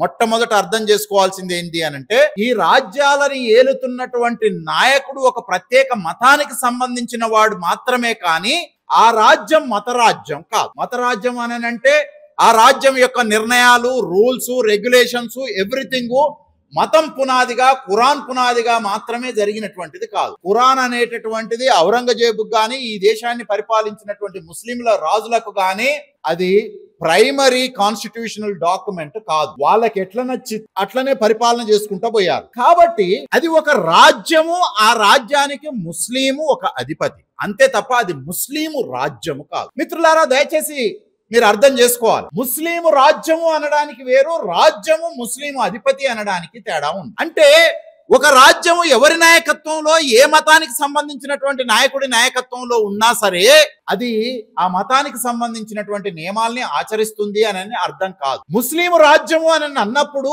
షరియా is a fundamental document of that state అని అర్థం. అంటే ఖురాన్ పునాదిగా రాజ్యం నిర్మించబడి ఆ పునాదిగా మాత్రమే రాజ్యం నడుస్తున్నట్లయితే మనం దాన్ని ముస్లిం రాజ్యము అని అనాలి. ఇది రాజ్యము ముస్లింలు నాయకత్వం, ఆధిపత్యం, రాజులుగా ఉండినటువంటి రాజ్యం మాత్రమే. అంటే ఫండమెంటల్ గా ఏంటిది అని అంటే, ఇస్లాం అనేటటువంటిది రాజ్యాన్ని నడపడానికి డాక్యుమెంట్ ఎట్టి పరిస్థితుల లోపల కాదు. ఆ రోజు ఈయన ఛత్రపతి శివాజీ రాజు, మరి ఈయనని హిందూ రాజు అని అంటా ఉన్నారు. అంటే ఈయన మరి వేదాల ప్రకారం రాముడు ఎట్లయితే రాజ్యాన్ని ధర్మాన్ని నడిపిండో ఆ రకంగా వేదం ప్రకారము ఛత్రపతి శివాజీ రాజ్యాన్ని నడిపాడా, మహాభారతం ప్రకారం శివాజీ రాజ్యాన్ని నడిపాడా, రామాయణం ప్రకారం రాజ్యాన్ని నడిపాడా, ఉపనిషత్తులు వేదాలు మనుస్మృతుల ప్రకారం రాజ్యాన్ని శివాజీ నడిపాడు. ఒకవేళ ఆ రకంగానే నడిపేటట్లయితే శివాజీ రాజుగా ఉండటానికి అసలు అవకాశమే ఉండేటటువంటిది కాదు. According to Manusmriti, according to all brahminical Vedic text and holy text or sacred text tells that Shudras are not eligible to rule the power అని అన్నారు. వాళ్ళు రాసిన గ్రంథాల్లోనే ఏకలవ్యుడు బాణాన్ని వాడిండు అని చెప్పి, ఏకలవ్యుడు శూద్రుడు కాబట్టి బాణాన్ని వాడటానికి వీల్లేదు, ఒక వెపన్ కూడా శూద్రుడి చేతుల్లో ఉండొద్దు, వెపన్ అనేటటువంటిది క్షత్రియుడు మాత్రమే వాడతాడు అని చెప్పారు. అట్లాంటి వెపన్ ని ఏకలవ్యుడు వాడిండు అని అన్నందుకు ఏకలవ్యుడి బొటన వేలునే తెగనరికినటువంటి ఈ బ్రాహ్మణ రాజ్యాలు ఒక శూద్రుడైనటువంటి ఛత్రపతి శివాజీ క్షత్రియ పొజిషన్ ని తీసుకున్నప్పుడు, రూలర్ పొజిషన్ ని తీసుకున్నప్పుడు ఆ మత గ్రంథాలు ఎట్లా యాక్సెప్ట్ చేయవు కదా. So that here our point is to counter the brahminism and the contemporary racist politics. ఏంటిది అని అంటే, ఛత్రపతి శివాజీ వేదిక ధర్మం ప్రకారము, గీత ప్రకారము, రామాయణం ప్రకారం తన రాజ్యాన్ని నడపలేదు. తన రాజ్యాన్ని అల్టిమేట్ గా ఒక సెక్యులర్ పునాదిగా నడిపాడు. సెక్యులరిజం అని అంటే చాలా మంది మిస్ఇంటర్ప్రిట్ చేస్తారు. అక్కడ రెండు రకాలైనటువంటి డెఫినేషన్స్ ఉన్నాయి సెక్యులర్ అని అంటే. ఏంటిది ఒక డెఫినేషన్ ఏంటిది అని అంటే, అసలు రాజ్యానికి మతానికి సంబంధం లేదు, మతం కూడా రాజ్యానికి లోబడి ఉండాలి. ఇది సెక్యులర్ మొదటి ప్రిన్సిపల్. ఇంకో రకమైనటువంటి సెక్యులర్ మీనింగ్ ఏంటిది అని అంటే, రాజ్యానికి మతం లేదు కానీ అన్ని మతాలని రాజ్యము సమానంగానే భావిస్తూ ఉన్నది అని అన్నారు. అందుకనే ఈ రోజు లోపల చాలా మంది హిందూ ఎమ్మెల్యేలు, ఎంపీలు, మినిస్టర్స్, చీఫ్ మినిస్టర్లు ఒకవేళ ముస్లిం ఫెస్టివల్స్ ఉంటే ఆ ఫెస్టివల్ కి అటెండ్ అవుతాడు, హిందూ ఫెస్టివల్ ఉంటే ఈ ఫెస్టివల్ కి అటెండ్ అవుతాడు, క్రిస్టియన్ ఫెస్టివల్ ఉంటే ఆ ఫెస్టివల్ కి అటెండ్ అవుతాడు. అంటే వీళ్ళ ఉద్దేశం లోపల ఏంటిది అని అంటే, the second definition to the secularism. Second definition ఏం చెప్తుంది అని అంటే, రూలర్ కు రిలీజన్ ఉంటుంది కానీ రాజ్యానికి రిలీజన్ లేదు. మొదటి డెఫినేషన్ ఏంటిది సెక్యులరిజం అని అంటే ఏంటిది అని అంటే, రాజ్యానికి మతానికి ఎటువంటి సంబంధం లేదు, మతం కూడా రాజ్యానికి లోబడి ఉండాలి అనేటటువంటిది డెఫినేషన్. అయితే ఇక్కడ ఇట్లాంటి రెండు లక్షణాలు కలిగి ఉండినటువంటి రాజ్యం మరాఠా రాజ్యం ఛత్రపతి శివాజీ. రాజుకు మతం ఉంది, రాజుకు దేవుడికి సంబంధించినటువంటి బిలీఫ్స్ ఉన్నాయి, కానీ రాజ్యము హిందూ రాజ్యం కాదు. ఇది మరాఠా రాజ్యం. మరాఠా రాజ్యం అనేటటువంటి పేరును కూడా తొలగించి హిందూ రాజ్యం అని చెప్పడానికి ఒక కుట్ర కూడా జరుగుతా ఉంది. అంటే ఇంతకు ముందు నేను చెప్పినట్టుగా ఔరంగజేబు గాని ఇతరత్ర ముస్లిం రాజులు గాని అది ఇస్లామిక్ స్టేట్ కాదు, శివాజీది హిందూ స్టేట్ కాదు. వీళ్ళు కేవలం ఆయా మతాలకు సంబంధించినటువంటి పాలకులే తప్ప ఆ రాజ్యాలు, వాళ్ళు నడుపుతున్న రాజ్యాలేవి మత రాజ్యాలు కావు. ఇక్కడ సెక్యులర్ అనేటటువంటి పదాన్ని ఏదో ఒక పెద్ద బూతులాగా ఇంకా తప్పుడు అర్థం లోపల చూడటం అనేటటువంటిది సరైనటువంటిది కాదు. సెక్యులర్ అనేటటువంటి మీనింగ్ ఇక్కడ అర్థం ఏంటిది అని అంటే, రాజ్యానికి మతంతో ఎటువంటి సంబంధం లేదు, పాలకుడికి మత బిలీఫ్స్ ఉండొచ్చు కానీ అవేవి రాజ్యాన్ని నడపడం లోపల ఎటువంటి నిర్ణయాత్మకమైనటువంటి పాత్ర ఉండదు అని అన్నాను. అయితే ఇప్పుడు వీళ్ళు మనకు చెప్తున్నటువంటి విషయం ఏంటిది అని అంటే, ఆయన హిందూ హృదయాలను గెలుచుకున్నాడు. ఆయన హిందూ హృదయాలను గెలుచుకున్నాడో లేదో తప్ప శూద్ర హృదయాలను గెలుచుకున్నటువంటి రాజు ఎవడైనా మధ్యయుగాల కాలం లోపల ఉన్నాడు అని అంటే అది ఛత్రపతి శివాజీ మాత్రమే. ఎందుకు అని అంటే, ఆ రోజు ఉన్నటువంటి బ్రాహ్మణ పీష్వా బ్రాహ్మణ్ అంటే దేశం లోపల చాలా మంది బ్రాహ్మణులు ఉన్నారు. పండిట్ బ్రాహ్మణ్స్ ఉన్నారు, తర్వాత మనకు బెంగాలీ బ్రాహ్మణ్స్ ఉన్నారు, బెనర్జీ, ముఖర్జీ, చటర్జీ ఇట్లాంటి బ్రాహ్మణ్స్ ఉన్నారు, తమిళ బ్రాహ్మణ్స్ ఉన్నారు, మనకి ఇక్కడ సెంట్రల్ ఇండియాలో బ్రాహ్మణ్స్ ఉన్నారు, ఉత్తరప్రదేశ్ లో బ్రాహ్మణ్స్ ఉన్నారు, మహారాష్ట్రలో 10 రకాలైనటువంటి బ్రాహ్మణ్స్ ఉన్నారు.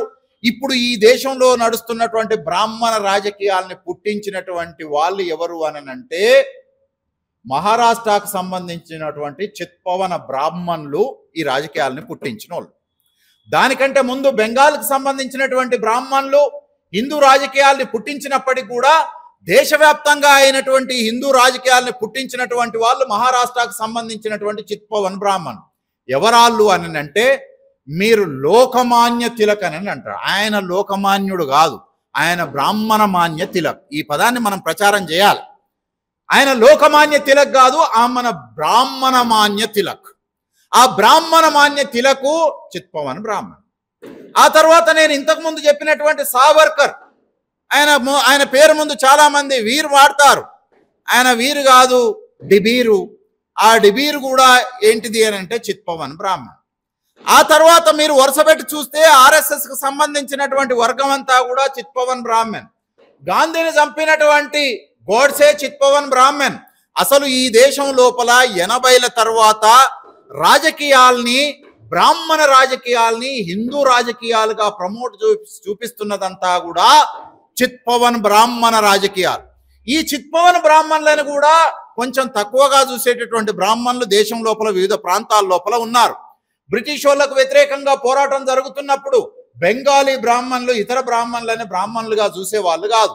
ఇవాళ ఉన్నటువంటి పరిస్థితి ఏంటిది అని అంటే మరాఠా బ్రాహ్మణులు మాత్రమే బ్రాహ్మణులు, చిత్పవన్ బ్రాహ్మణులు మాత్రమే బ్రాహ్మణులు. మిగతా బ్రాహ్మణులకు ఈ దేశ రాజకీయాల్లో కానీ ఇతరత్ర విషయాల్లో కానీ అంత ప్రాధాన్యత ఏమీ ఉండదు. కేవలము కాశ్మీర్కు సంబంధించినటువంటి పండిట్ బ్రాహ్మణ్స్ యొక్క సమస్యని వాళ్ళు ముందుకు తీసుకొని రావటం లోపల ఏంటిది అని అంటే దేశం అంటే యూనిఫైడ్గా ఉండేటటువంటిది, ఆ యూనిటీని దెబ్బతీయడం కొరకు ప్రయత్నం జరుగుతూ ఉన్నది అని చెప్పడం కొరకు మాత్రమే వాళ్ళని ఇంక్లూడ్ చేసుకునేటటువంటి ప్రయత్నం చేశారు. అందులో నుంచి భాగంగా చూసినప్పుడు ఏంటిది అని అంటే మనకు ఛత్రపతి శివాజీని ఈ కాంటెక్స్ట్ లోపల, ఈ అర్థం లోపల ఒక రాంగ్ పోర్ట్రేట్ చేయటం అనేటటువంటిది జరిగింది. రెండవ అంశం, ఛత్రపతి శివాజీ ఈ దేశం లోపల మసీదులన్నింటినీ కూడా ధ్వంసం చేశాడు అనేటటువంటి ఒక రెండవ ఆర్గ్యుమెంట్ని తీసుకొని వస్తాను. మూడవ ఆర్గ్యుమెంట్ ఏం చేస్తా ఉన్నారు అని అంటే మసీదుల్ని ధ్వంసం చేయడం మాత్రమే కాదు, నేను ఇంతకుముందు చెప్పినట్టుగా ఆయన రాజులతోటి యుద్ధం చేశాడు, రాజుల్ని చంపాడు. కానీ వాళ్ళు చెప్తున్నది ఏంటి అని అంటే హిందూ రాజ్యాలని ధ్వంసం చేశాడు. హిందూ రాజ్యాలను ధ్వంసం చేయలే, ఆ రోజు ఎవడు రాజున్నా వాళ్ళని ధ్వంసం చేసుకుంటూ పోయింది. ఇంకా బాగా హిస్టరీ చెప్పాలి అని అంటే according to the historical evidences ఆయన హిందూ రాజ్యాల మీద కూడా దాడి చేశాడు. ముస్లిం రాజ్యాలు మాత్రమే కాదు, తన కాంటెంపరీగా ఉండినటువంటి హిందూ రాజ్యాలు, ఆ రాజ్యాల లోపల ఉండినటువంటి ప్రముఖులు, సైన్యాధిపతులు, ఇట్లాంటి వాళ్ళని కూడా హతం చేశాడు. ఒకవేళ హిందూ రాజే అయ్యి మాత్రమే ఉండి ఉంటే హిందువులకు సంబంధించినటువంటి వ్యక్తుల్ని, సైనికాధిపతుల్ని చంపకుండా ఉండేవాడు. కానీ ఒక రాజ్యం పైన దాడి చేసిన తర్వాత ఆ రాజ్యం నుంచి అక్కడ ఉండినటువంటి చీఫ్ని ధ్వంసం చేసి చంపేసి ఆ నుంచి ఆ చీఫ్కి సంబంధించినటువంటి వైఫ్ని ఛత్రపతి శివాజీ దగ్గరికి తీసుకొని వచ్చి, ఆయన తీసుకొని వచ్చినటువంటి వ్యక్తి కూడా ముస్లిం చీఫ్ తీసుకొని వచ్చి, ఈమె చనిపోయినటువంటి మన శత్రువు యొక్క భార్య అని అంటే ఆ తీసుకొని వచ్చినటువంటి వ్యక్తి పైన ఈయన కోపం చేసి, మనం స్త్రీల పట్ల ఇట్లా ఉండొద్దు, స్త్రీల పైన, పిల్లల పైన, వృద్ధుల పైన మనము మన రాజ్యానికి రాజకీయాలకు సంబంధించినటువంటి శత్రుత్వం అనేటటువంటి దాన్ని వాళ్ళ మీద మనం ప్రభావితం చూయించొద్దు అని చెప్పి ఆమెని ఆహ్వానించి ఆమె కాళ్ళకు దండం పెట్టి నువ్వు నా తల్లి లాంటి దానివే అని చెప్పి ఆమెకు అన్ని రకాలైనటువంటి గౌరవాలు ఇచ్చేసి తిరిగి ఆమె రాజ్యానికి పంపించినటువంటిది ఉన్నది. కానీ మరి మనం చదువుతున్నటువంటి ఇంకా ఇతరత్ర అనేటువంటి చరిత్రల లోపల స్త్రీలకు గుర్తింపు లేదు, పిల్లలకు గుర్తింపు లేదు, ముస్లింలకు గుర్తింపు లేదు, ఎవరికీ ఏమీ లేదు. వాళ్ళు ఆర్గనైజర్ పత్రిక ద్వారా, ఇతరత్ర అయినటువంటి సామాజిక మాధ్యమాల ద్వారా శివాజీని గుళ్ళుగట్టాడని, మసీదుల్ని ధ్వంసం చేశాడని, ముస్లిం రాజుల్ని హత్య చేశాడు అని చెప్పి, హిందూ రాజులకు గౌరవం ఇచ్చాడు అని చెప్పి ఈ ముచ్చట్లన్నీ చెప్తున్నారు. ఓకే, ఇదంతా నిజమే అని అనుకుందాం. ఒక్క మాట చెప్దాం, ఆయన ఆ రోజు ఉండినటువంటి ఔరంగజేబు మొఘల్ రాజ్యాన్ని మొత్తం కూడా ధ్వంసం చేసి, ఆ ధ్వంసం చేసినటువంటి రాజ్యాంగం లోపల ఆయన ఏమంటారు, మన రాజుగా ప్రమాణ స్వీకారం చేయడం, పట్టాభిషేకం అనేటటువంటిది ఎవరి జీవితంలో అయినా. మొన్న రేవంత్ రెడ్డి కూడా ఈ ఎల్బీ స్టేడియం లోపల చాలా పెద్ద ఎత్తున గ్రాండ్గా పట్టాభిషేకం చేసుకున్నాడు. దానికంటే ముందు ఆయన రాజశేఖర్ రెడ్డి మొదటిసారి చాలా పెద్ద హంగు ఆర్భాటాలతోటి పట్టాభిషేకం చేసుకున్నారు.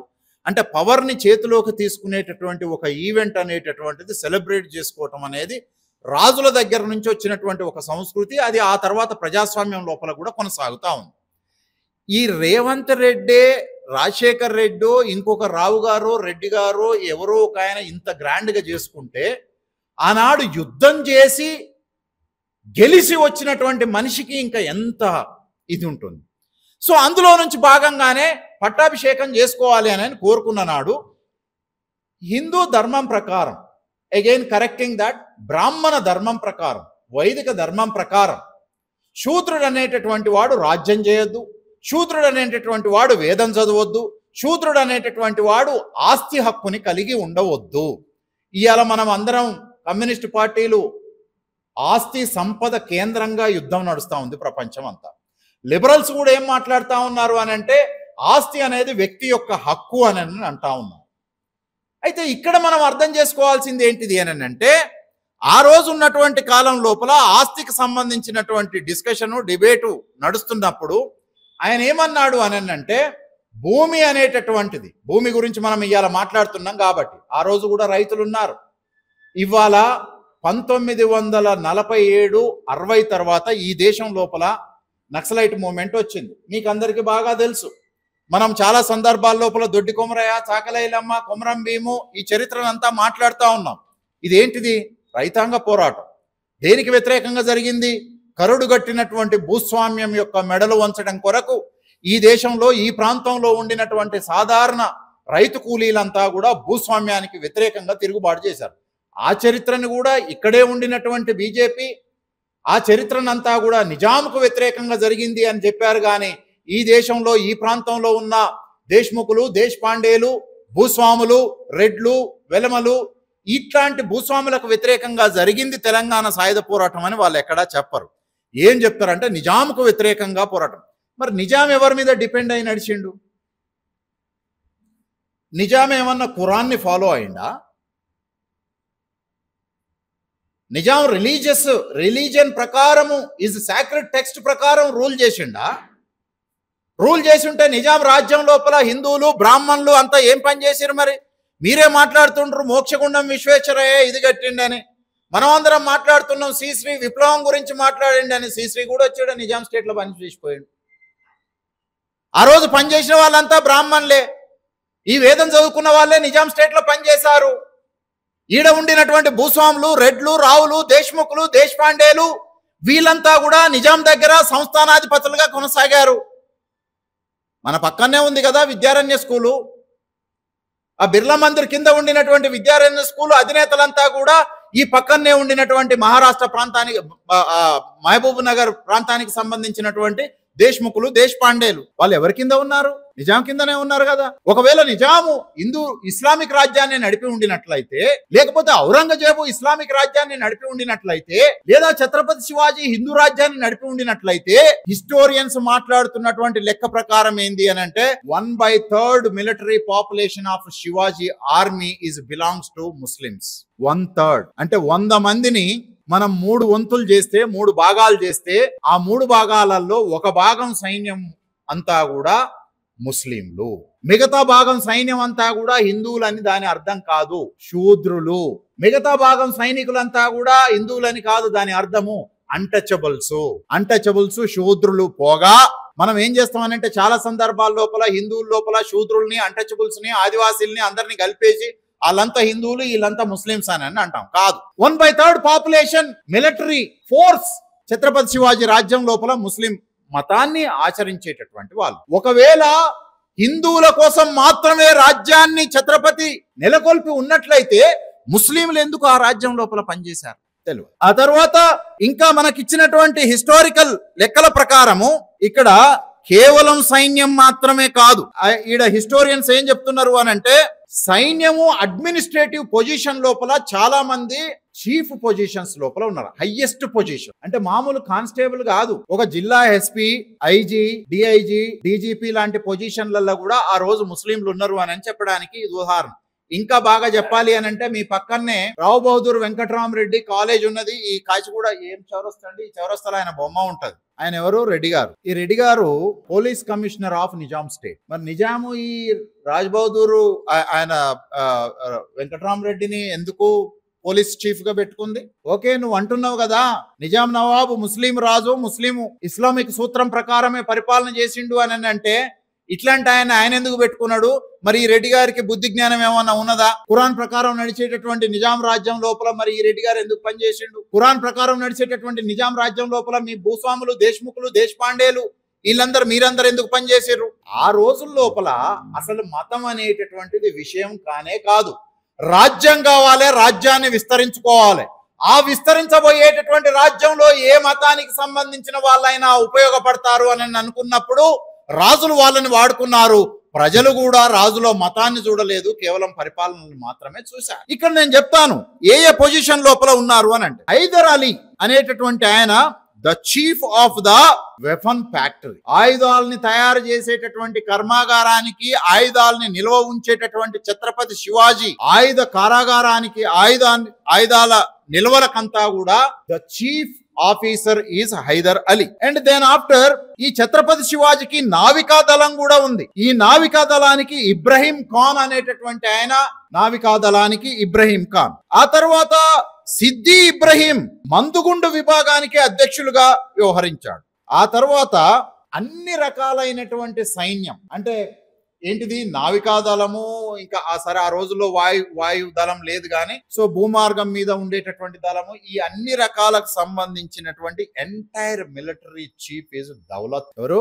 దౌలత్ ఖాన్ ఇస్ ఎ ముస్లిం. ఒకవేళ మీరు అనుకుంటున్నట్టుగానే ఇవాళ సిఏఏనో ఇంకోటో చేసి ఈ దేశంలో ఉండినటువంటి మత మైనార్టీల నుంచి ఈ దేశం నుంచి పంపించాలి అని అనుకుంటా ఉన్నాం. 2014 లోపల ఉత్తరప్రదేశ్ లోపల ఎన్నికలు జరిగితే, పార్లమెంట్ కు జరిగిన ఎన్నికల లోపల 80 సీట్లు ఉంటే ఆ రాష్ట్రం నుంచి ఒక్కడంటే ఒక్క ముస్లిం కూడా పార్లమెంట్ కు పోలే. వాళ్ళ population nearly 20% population in Uttar Pradesh. 20% లెక్క ప్రకారం వాళ్ళకి ఎంత రావాలి? ఓ 15-16 రావాలి కదా ఎంపీ సీట్లు. ఒక్క ముస్లిం కూడా లేడు. ఒక్క ముస్లిం కూడా ఉత్తరప్రదేశ్ రాష్ట్రం నుంచి లోక్సభలో లేకపోతే రేపు లోక్సభలో జరుగుతున్నటువంటి చట్టాల లోపల ముస్లింల సంక్షేమం గాని, ముస్లింల రక్షణ గాని, ముస్లింల విద్య గాని, ముస్లింలకు సంబంధించిన ఏ విషయం గురించి అయినా మాట్లాడాలి అని అనుకున్నప్పుడు ఎవడు మాట్లాడాలి వాళ్ళ గురించి? అందుకే బాబాసాహెబ్ అంబేద్కర్ ఏమన్నాడు అని అంటే, చట్టం చేసే దగ్గర మనం ఉండకపోతే మనకు అవసరమైనటువంటి చట్టాలు వేరేటోడు చెయ్యడు అని. ఈ దేశంలో ఉన్న ముస్లింలు ఎవరు చట్టం చేసే దగ్గర లేకపోతే ఎవరైనా ఉన్నారా మనకు తెలంగాణ? ఎవరు? అచ్చా, ఎంఐఎం పార్టీకి సంబంధించిన వాళ్ళు, మిగతా పార్టీల నుంచి అయితే లేరు.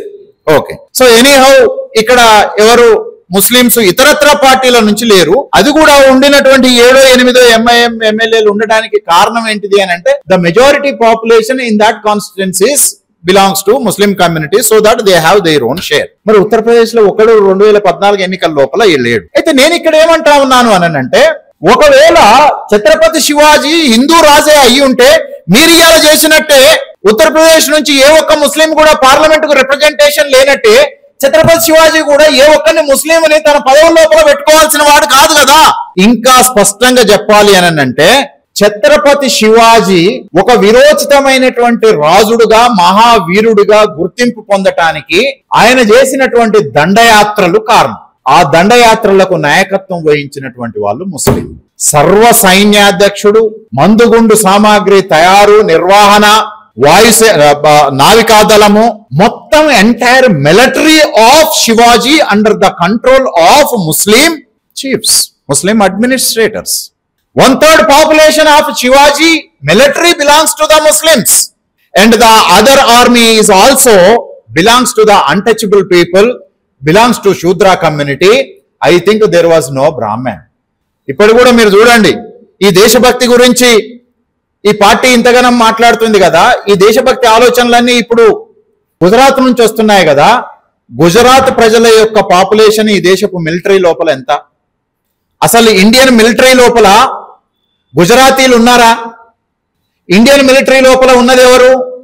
పంజాబీలు, నార్త్ ఈస్టర్న్ వాళ్ళు, తమిళనాడు వాళ్ళు, కర్ణాటక వాళ్ళు, మన ఈ ఆంధ్రప్రదేశ్, తెలంగాణకు సంబంధించినటువంటి రాష్ట్రాల ప్రజలు. మరి నువ్వు ఇంత దేశభక్తి గురించి మాట్లాడే బెంగాలు, ఇంత దేశభక్తి గురించి మాట్లాడేటటువంటి గుజరాత్, ఇంత దేశభక్తి గురించి మాట్లాడేటటువంటి బ్రాహ్మణులు, ఇంత దేశభక్తి గురించి మాట్లాడేటటువంటి క్షత్రియులు, మీరేమో సైన్యంలో లేరు, మీరు బ్యాంకుల్ని లూటీలు చేసే దగ్గర నిలబడ్డారు. వేల లక్షల కోట్ల రూపాయల బ్యాంకు ఈ దేశపు ప్రజల యొక్క సొమ్ము, సొత్తు. ఆ సొమ్ముని లూటీ చేసే దగ్గర ఈ బ్రాహ్మణులు, క్షత్రియులు వీళ్ళందరూ ఉన్నారు. నేను అదే అంటా ఉన్నాను. ఇవాళ ఈ దేశంలో ఉండినటువంటి మల్టీనేషనల్ కంపెనీలు, దేశంలో ఉన్నటువంటి జాతీయ బూర్జువా కంపెనీలకు సంబంధించినటువంటి బోర్డ్ ఆఫ్ డైరెక్టర్స్ ను చూడండి. మీరు ఏ కంపెనీ చూసినా బోర్డ్ ఆఫ్ డైరెక్టర్స్, చైర్పర్సన్స్ అంతా కూడా బ్రాహ్మణ్ బనియా, బ్రాహ్మణ్ బనియా, బ్రాహ్మణ్ బనియా. మనం కొనుక్కుంటున్న ప్రతి వస్తువు, చైనా నుంచి వస్తున్న వస్తువుని ఇక్కడ సేల్ చేసేటటువంటి డైరెక్టర్ బోర్డ్స్ కూడా బ్రాహ్మణ బనియా ఉన్నాడు. ఏ ఒక్క శూద్రుడు లేడు, ఏ ఒక్క దళితుడు లేడు, ఏ ఒక్క ఆదివాసీ లేడు. ఇండిపెండెంట్ బోర్డ్ ఆఫ్ డైరెక్టర్స్ గా కూడా వీళ్ళెవరు లేరు. ముస్లింలు లేరు, క్రైస్తవులు లేరు. ఒకవేళ క్రైస్తవులు ముస్లింలు ఎవరన్నా ఉన్నారు అని అంటే బహుశా వాళ్ళు మలయాళీ ముస్లిం క్రైస్తవులు అయి ఉండొచ్చు, గుజరాతీ ముస్లిం క్రైస్తవులు అయి ఉండొచ్చు. ఈ రెండు తప్ప మిగతా ప్రాంతాలకు సంబంధించిన వాళ్ళకి అసలు ఎటువంటి అవకాశమే లేదు. కానీ మనమేమో సైన్యంలో ఉంటున్నాము, వాళ్ళేమో కంపెనీలు ఈ దేశాన్ని, ఈ సంపదని దోసుకు తినేటటువంటి దగ్గర వాళ్ళంతా ఉంటా ఉన్నారు. మూడో విషయం, ఈరోజు ఒకవేళ ఏదన్నా ఒక సంక్షేమ పథకము అమలు చేయాలి అని అనుకున్నప్పుడు టిఆర్ఎస్ వాళ్ళు కాంగ్రెస్ వాళ్ళకి ఇయ్యరు, కాంగ్రెస్ వాళ్ళు టిఆర్ఎస్ వాళ్ళకి ఇయ్యరు, లేకపోతే వైఎస్ఆర్సీపీ టీడీపీ వాళ్ళకి ఇయ్యదు, టీడీపీ పార్టీ వైఎస్ఆర్సీపీకి ఇయ్యదు. మరి ఛత్రపతి శివాజీ హిందూ హృదయ సామ్రాట్, కేవలం ఆయన సంక్షేమ పథకాలు హిందువులకు మాత్రమే అవలంబించాడా, లేకపోతే హిందూయేతర మతాలకు కూడా తన సంక్షేమాన్ని ఇచ్చాడా? ఈ రోజంటే ఈ దేశం లోపల ముస్లింలు వ్యవసాయానికి చాలా దూరం అయినట్టుగా మనకు కనిపిస్తుంది.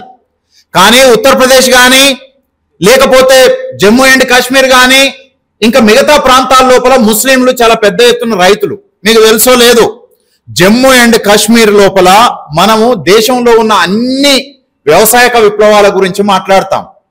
కానీ జమ్మూ కాశ్మీర్ లోపల ఒక ఇస్లామిక్ సోషలిస్ట్ అగ్రికల్చర్ రెవల్యూషన్ వచ్చింది. ఆ ఫరూక్ అబ్దుల్లా తండ్రి ఆనాడు నెహ్రూ కాలం లోపల పెద్ద యుద్ధం చేసి ఒక వ్యవసాయక విప్లవాన్ని జమ్మూ కాశ్మీర్ లోపల నిర్మించాడు. మనం సోషలిజం మనం మాట్లాడుతా ఉన్నాం, జమ్మూ కాశ్మీర్ ప్రజలకు కూడా సోషలిజం అంటే ఏంటిదో తెలుసు. భూమి కేంద్రంగా ఉండినటువంటి సోషలిజం అంటే ఏంటో తెలుసు. భూమిని పంపిణీ చేయటం అంటే ఎక్కడో వాళ్ళకు తెలుసు. ఇవన్నీ చేసిండనే ఆయన తీసుకుపోయి 12 ఏళ్ళు జైల్లో పెట్టాడు నెహ్రూ కదా. ఛత్రపతి శివాజీ మహారాజ్ ఆ రోజు ఉండినటువంటి ముస్లిము రైతులు, ముస్లిం కూలీలకు కూడా తన సంక్షేమాన్ని అవలంబింపజేశాడు. ఇంకా బాగా చెప్పాలి అని అంటే మనం అంతా మాట్లాడుతున్నటువంటి భూస్వామ్య వ్యవస్థ గురించి మాట్లాడుతున్నారు. మీరు భూస్వాముల్ని కాపాడటానికి ప్రయత్నం చేస్తుండు, కానీ ఛత్రపతి శివాజీ రైతువారీ పద్ధతి అనేటటువంటి దాన్ని దేశంలో మొట్టమొదటిసారి ఇచ్చిండు. రైతువారీ పద్ధతి, జమీందారీ విధానానికి వ్యతిరేకంగా రైతువారీ విధానాన్ని ప్రవేశపెట్టాడు. మనం ఎప్పుడు మాట్లాడుతున్నాం? 1946, 70, ఆ తర్వాత నక్సలైట్ ఉద్యమం వచ్చింది, మల్బార్ మూవ్మెంట్ వచ్చింది, కొంకన్ రైతాంగ మూవ్మెంట్ వచ్చింది. ఈ రైతు ఉద్యమాల గురించి ప్రీ కలోనియల్, పోస్ట్ కలోనియల్ మాట్లాడుతూ ఉన్నాం. కానీ 17వ శతాబ్దానికి భూస్వాముల భూములన్నింటినీ కూడా గుంజుకొని ఎవడైతే వ్యవసాయం చేస్తాడో వాడి చేతుల్నే భూమి ఉండాలి అని మాట్లాడినోడు. మరి ఆయన హిందూ హృదయ సామ్రాట్ అవుతాడా, రైతుల హృదయ సామ్రాట్ అవుతాడా? ఆ లెక్క ప్రకారం మాట్లాడితే ఆయన రాజు మాత్రమే కాదు, రైతుని రాజు చేసినోడు ఛత్రపతి శివాజీ. రైతువారి పద్ధతి గురించి మనం మాట్లాడుతూ ఉన్నాం కదా ఇవాళ. ఆ రైతువారి పద్ధతిని ఇవాళ ఉండినటువంటి ప్రభుత్వాలు కూడా అమలు పరచట్లేదు. 400 సంవత్సరాల క్రితమే భూస్వామ్యానికి వ్యతిరేకంగా, జమీందారీ విధానానికి వ్యతిరేకంగా రైతువారీ విధానాన్ని ప్రవేశపెట్టినటువంటి వాడు. రైతుకు అవసరమైనటువంటి నీరు, రైతుకు అవసరమైనటువంటి ఫైనాన్షియల్ అసిస్టెన్స్, రైతుకు అవసరమైనటువంటి మార్కెట్ కు సంబంధించినటువంటి ఫెసిలిటీస్, ఆ ప్రాంతంలో ఉండినటువంటి జమీందారీల యొక్క దోపిడీని అరికట్టి రైతుకు మార్కెట్ కు మధ్యన డైరెక్ట్ రిలేషన్షిప్ ఉంటుంది, రైతుకు ప్రభుత్వానికి మధ్యన డైరెక్ట్ రిలేషన్షిప్ ఉంటుంది. మీడియేటర్ వ్యవస్థను ఎక్కడికక్కడికి ధ్వంసం చేసినటువంటి వాడు. మనం ఇవాళ మాట్లాడుతున్న మీడియేటర్ ఉండొద్దని, మనం ఇవాళ మాట్లాడుతున్నాం అగ్రికల్చర్ సెక్టార్ లో బ్రోకర్స్ ఉండొద్దు, రైతే డైరెక్ట్ వచ్చి రైతు మార్కెట్లో అమ్ముకోవాలని. ఈ రైతు మార్కెట్ అనేటటువంటి భావన ఇవాళ ఎవరో ఒక ఆయన క్రియేట్ చేసినట్టుగా మాట్లాడుతున్నాం. ఈ రైతు మార్కెట్ అనేటటువంటి భావాన్ని ఛత్రపతి శివాజీ క్రియేట్ చేసి, మనం ఇట్లా మాట్లాడుకుంటూ పోతే వ్యవసాయ రంగం, కార్మిక రంగం, వ్యాపార రంగం, పారిశ్రామిక రంగం, మిలిటరీ ఫెసిలిటీసు, అడ్మినిస్ట్రేషన్, ఇవాళ చాలా మంది చాలా విషయాల్లో అడ్మినిస్ట్రేటివ్ రిఫార్మ్స్ గురించి మాట్లాడుతున్నారు. అరే మీరేంద్ర బాబు ఇవాళ రిఫార్మ్స్ గురించి మాట్లాడేది? పాలనా సంస్కరణల గురించి కమిటీలు వేసి ప్రభుత్వాలు ఈ సంస్కరణలు చేయాలి, ఆ సంస్కరణ. ఇవాళ మనం సంస్కరణ చెయ్యాలి అనుకుంటున్నటువంటి పద్ధతులన్నింటినీ ఆయన ఆనాడే సంస్కరించి పెట్టాడు. మనం మాట్లాడుతున్నటువంటి ప్రైమ్ మినిస్టర్లు, మనం మాట్లాడుతున్నటువంటి ఎడ్యుకేషనల్ మినిస్టర్లు, మనం మాట్లాడుతున్నటువంటి వ్యవసాయ శాఖ మంత్రులు, మిలిటరీ చీఫ్స్, విదేశీ వ్యవహారాల మంత్రులు, ఈ వ్యవస్థలనంతా ఆ రోజు ఆయన నడిపించాడు. మీరంటున్నట్టుగా ఛత్రపతి శివాజీని ఒక దుర్మార్గుడిలాగా చూపెట్టకండి. Chhatrapati Shivaji by his belief is Hindu, by his belief is Hindu, but is not a Hindu ruler. Hindu ruler అని అంటే హిందూ మతం మూలాల నుంచి పరిపాలన చేసేవాడు. అది మీ అర్థం లోపల రాముడు కావచ్చు, కానీ శివాజీ కాదు. రాముడికి శివాజీకి రెండింటిని కంపేర్ చేసి చూస్తే Shivaji completely against to Rama and Krishna. Because రాముడు అనేటటువంటి రాజు, రూలరు, వైదిక ధర్మాన్ని తూచా తప్పకుండా పాటించినటువంటి వాడు. శివాజీ వైదిక ధర్మాన్ని ఎక్కడికక్కడికి ధ్వంసం చేసి శూద్రుడు కూడా రాజ్యం వెళ్తాడు, ఎవడరా ఈ ధర్మాన్ని రాసింది, నేను కొత్త ధర్మం రాస్తున్నానని మాట్లాడినాడు. శూద్ర ధర్మాన్ని రాశాడు. ధర్మ దట్ మీన్స్ జస్టిస్. వాళ్ళు ఒక అన్జస్టిస్ ని చెప్తే ఈయన జస్టిస్ గురించి మాట్లాడాడు. ఈ తిలకే ఏం మాట్లాడాడు? ఆ రోజున పూలే లాంటి వాళ్ళు ఈ పార్లమెంట్ లోపల, ఇట్లాంటి కౌన్సిల్ లోపల ఎవరు ఉంటారు అని అన్నప్పుడు తిలకులు అంటే ఆయన ఏం మాట్లాడంటే, ఈ మంగళోడు, సాకలోడు, కుమ్మరోడు, కమ్మరోడు పార్లమెంట్లోకి వచ్చి ఏం చేస్తారా, కుండలు చేసేదాన్ని బొచ్చెట్ల కట్ చేయాలో మీరు నేర్పుతారా, అదే ఆ రాజకీయాలని అంటే అని అన్నాడు. మరి ఏంటిది రాజకీయం అంటే అని పూలే అడిగి పిలకలు వేసుకొని తిరుగుకుంటా పార్లమెంట్లో అర్థం కాని మంత్రాలు చదవటం రాజకీయమా? రాజకీయం అంటే ఛత్రపతి శివాజీ చూపెట్టిండు. రైతు గురించి ఈ సభలో మాట్లాడాలి, రాజ్యం గురించి ఈ సభలో మాట్లాడాలి, స్త్రీల రక్షణ గురించి ఈ సభలో మాట్లాడాలి, విద్య గురించి ఈ సభలో మాట్లాడాలి, ప్రజల సంక్షేమం గురించి ఈ సభలో మాట్లాడాలి. మీ దృష్టిలో ప్రజా సంక్షేమం అంటే బ్రాహ్మణ సంక్షేమం, కానీ శివాజీ దృష్టిలో ప్రజా సంక్షేమం అని అంటే ప్రజలందరి సంక్షేమం. ఛత్రపతి శివాజీని వ్యతిరేకించినోడు లోకమాన్యుడు అయిపోతాడు. మరి లోకంలో సత్యం గురించి శోధించాలనుకున్నటువంటి పూలే ఆ శూద్రులకు కూడా కాకుండా పోతాడు. అంటే ప్రాబ్లం ఎక్కడుంది అని అంటే ప్రాబ్లం వాళ్ళల్లో లేదు, ప్రాబ్లం మన లోపల ఉన్నది. మిత్రులారా, ఇక్కడ కొద్దిమంది ముస్లిం మిత్రులు ఉన్నారు. ఆర్ఎస్ఎస్ ఇంటర్ప్రిట్ చేస్తున్న చరిత్రని మీరు నమ్మినంత కాలం మీ మిత్రులు ఎవరో మీకు అర్థం కాదు. నేను నా మిత్రుడు స్కై బాబా, నాకు సంబంధించిన అనేక మంది విద్యార్థులకు కూడా చాలా సందర్భాల లోపల చెప్పేది ఏంటిది అని అంటే, మీకు ఫ్రెండ్స్ లేకుండా చేయటం అనేటటువంటిది బ్రాహ్మణ సంస్థల యొక్క లక్ష్యం. అంటే ముస్లింలకు ఈ దేశం లోపల సహజమైనటువంటి మిత్రులు దళితులు, ముస్లింలకు ఈ దేశం లోపల సహజమైనటువంటి మిత్రులు శూద్రులు. ఈ శూద్రులు దళితుల్ని ముస్లింలతోటి ఏకం కాకుండా మనం చేసేస్తే ఆ కొద్ది మందిని చూపెట్టేసి మన రాజకీయ ఆర్థిక ప్రయోజనాల్ని మనం నెరవేర్చుకోవచ్చు అనేది వాళ్ళ టార్గెట్.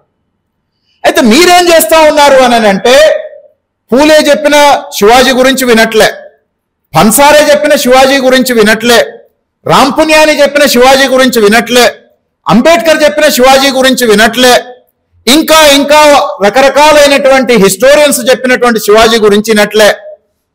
ఆర్ఎస్ఎస్ చెప్పిన శివాజీని మీరు అచ్చు గుద్దినట్టు నిజం అని చెప్పి నమ్ముతున్నారు.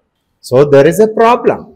నిజానికి చెప్పాలి అని అంటే ముస్లిం హృదయాలని గెలుచుకున్నటువంటి సామ్రాట్ శివాజీ. ఏ ఒక్క ముస్లిం కూడా శివాజీకి వ్యతిరేకి కాదు, రాజులు వ్యతిరేకి. సాధారణ ముస్లింలు ఎవరు శివాజీకి వ్యతిరేకి కాదు. తన రాజ్యం లోపల ముస్లిం జనాభా ఉంది, ఆ ప్రజలకు దైవారాధన చేసుకోవడానికి అవసరమైనటువంటి మాస్కుల్ని నిర్మించాడు. హిందువులు ఉన్నారు, వాళ్ళకు అవసరమైనటువంటి దేవాలయాల్ని నిర్మించుకునేటటువంటి దాన్ని ఇచ్చాడు. ఇంకా పన్సారే రాసినటువంటి లెక్క ప్రకారమే మీకు చెప్పాలి అని అంటే, మీరు ఇప్పుడు పోయి శివాజీ సమాధిని చూసినా ఆయన సమాధి ఆర్కిటెక్చరల్ స్ట్రక్చరు, ఇవాళ మన ఈయన సంజయ్ అనేట ఆయన సెక్రటేరియట్ కడితే పైన గుమ్మటాలు ఉన్నాయి, మేము ప్రభుత్వం అధికారంలోకి వస్తే గుమ్మటాలు మొత్తం గూల్ చేస్తామని అన్నాడు. అరే యూజ్లెస్ ఫెలో, అసలు నీకు హిస్టరీ తెలుసా? అనేక హిందూ దేవాలయాలు ఈ దేశంలో గుమ్మటాలతోటి నిర్మాణం అయ్యి ఉన్నాయి. నువ్వు ఛత్రపతి శివాజీ ఆయన క్రిమియేషన్ ప్లేస్ సమాధికి పోయి చూడు, ఎట్లా ఉన్నదో నీకు అర్థమవుతుంది. ఆయన తాత ముస్లిం సైన్యం లోపల నిజాం షాహీల దగ్గర యొక్క నిజాం షాహీల యొక్క సైన్యం లోపల తాత పనిచేసిండు, తండ్రి పనిచేసిండు. మరి నువ్వేమో మాకేం కొత్త చరిత్ర చెప్తున్నావు. నీకు చరిత్ర అంటే ఏంటిదో తెలియదు, మతం అంటే ఏంటిదో తెలియదు, రాజకీయాలు అంటే ఏంటిదో తెలియదు. నీకు తెలిసింది ఉన్మాదం, నీకు తెలిసింది హేట్రేట్. అయితే ప్రాబ్లం ఏమంటున్నానంటే వాడు చెప్పితే మనం విని దాన్ని నిజమని నమ్ముతున్నాము. ఎవరైతే నిజమైన చరిత్రకారులు ఉన్నారో, సత్యాన్ని శోధించినటువంటి వాళ్ళు ఉన్నారో, వాళ్ళు చెప్పింది మనం వినకుండా అయిపోతా ఉన్నాం.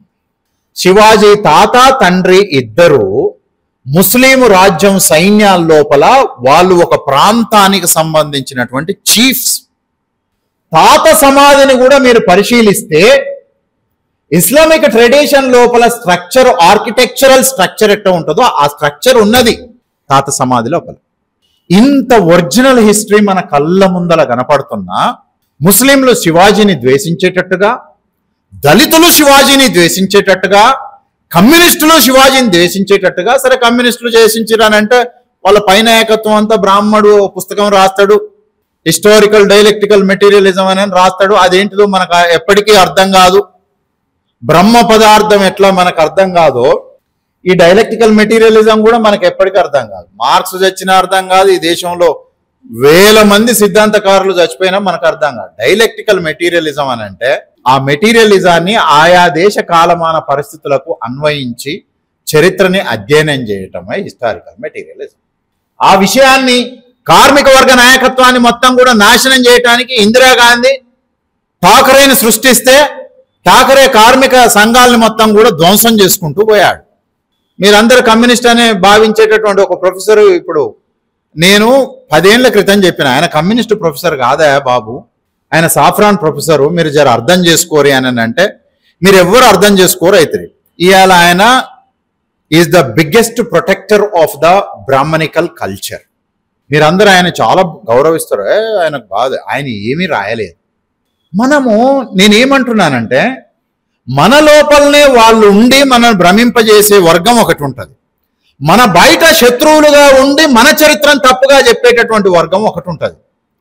అయితే ఇప్పుడు చేయాల్సింది ఏంటిది అని అంటే ఈ దేశంలో ముస్లింలకు, శూద్రులకు, దళితులకు మధ్యన ఒక ఆర్గానికల్ బాండేజ్ ని మనం నిర్మించాలి శివాజీ స్ఫూర్తితోటే.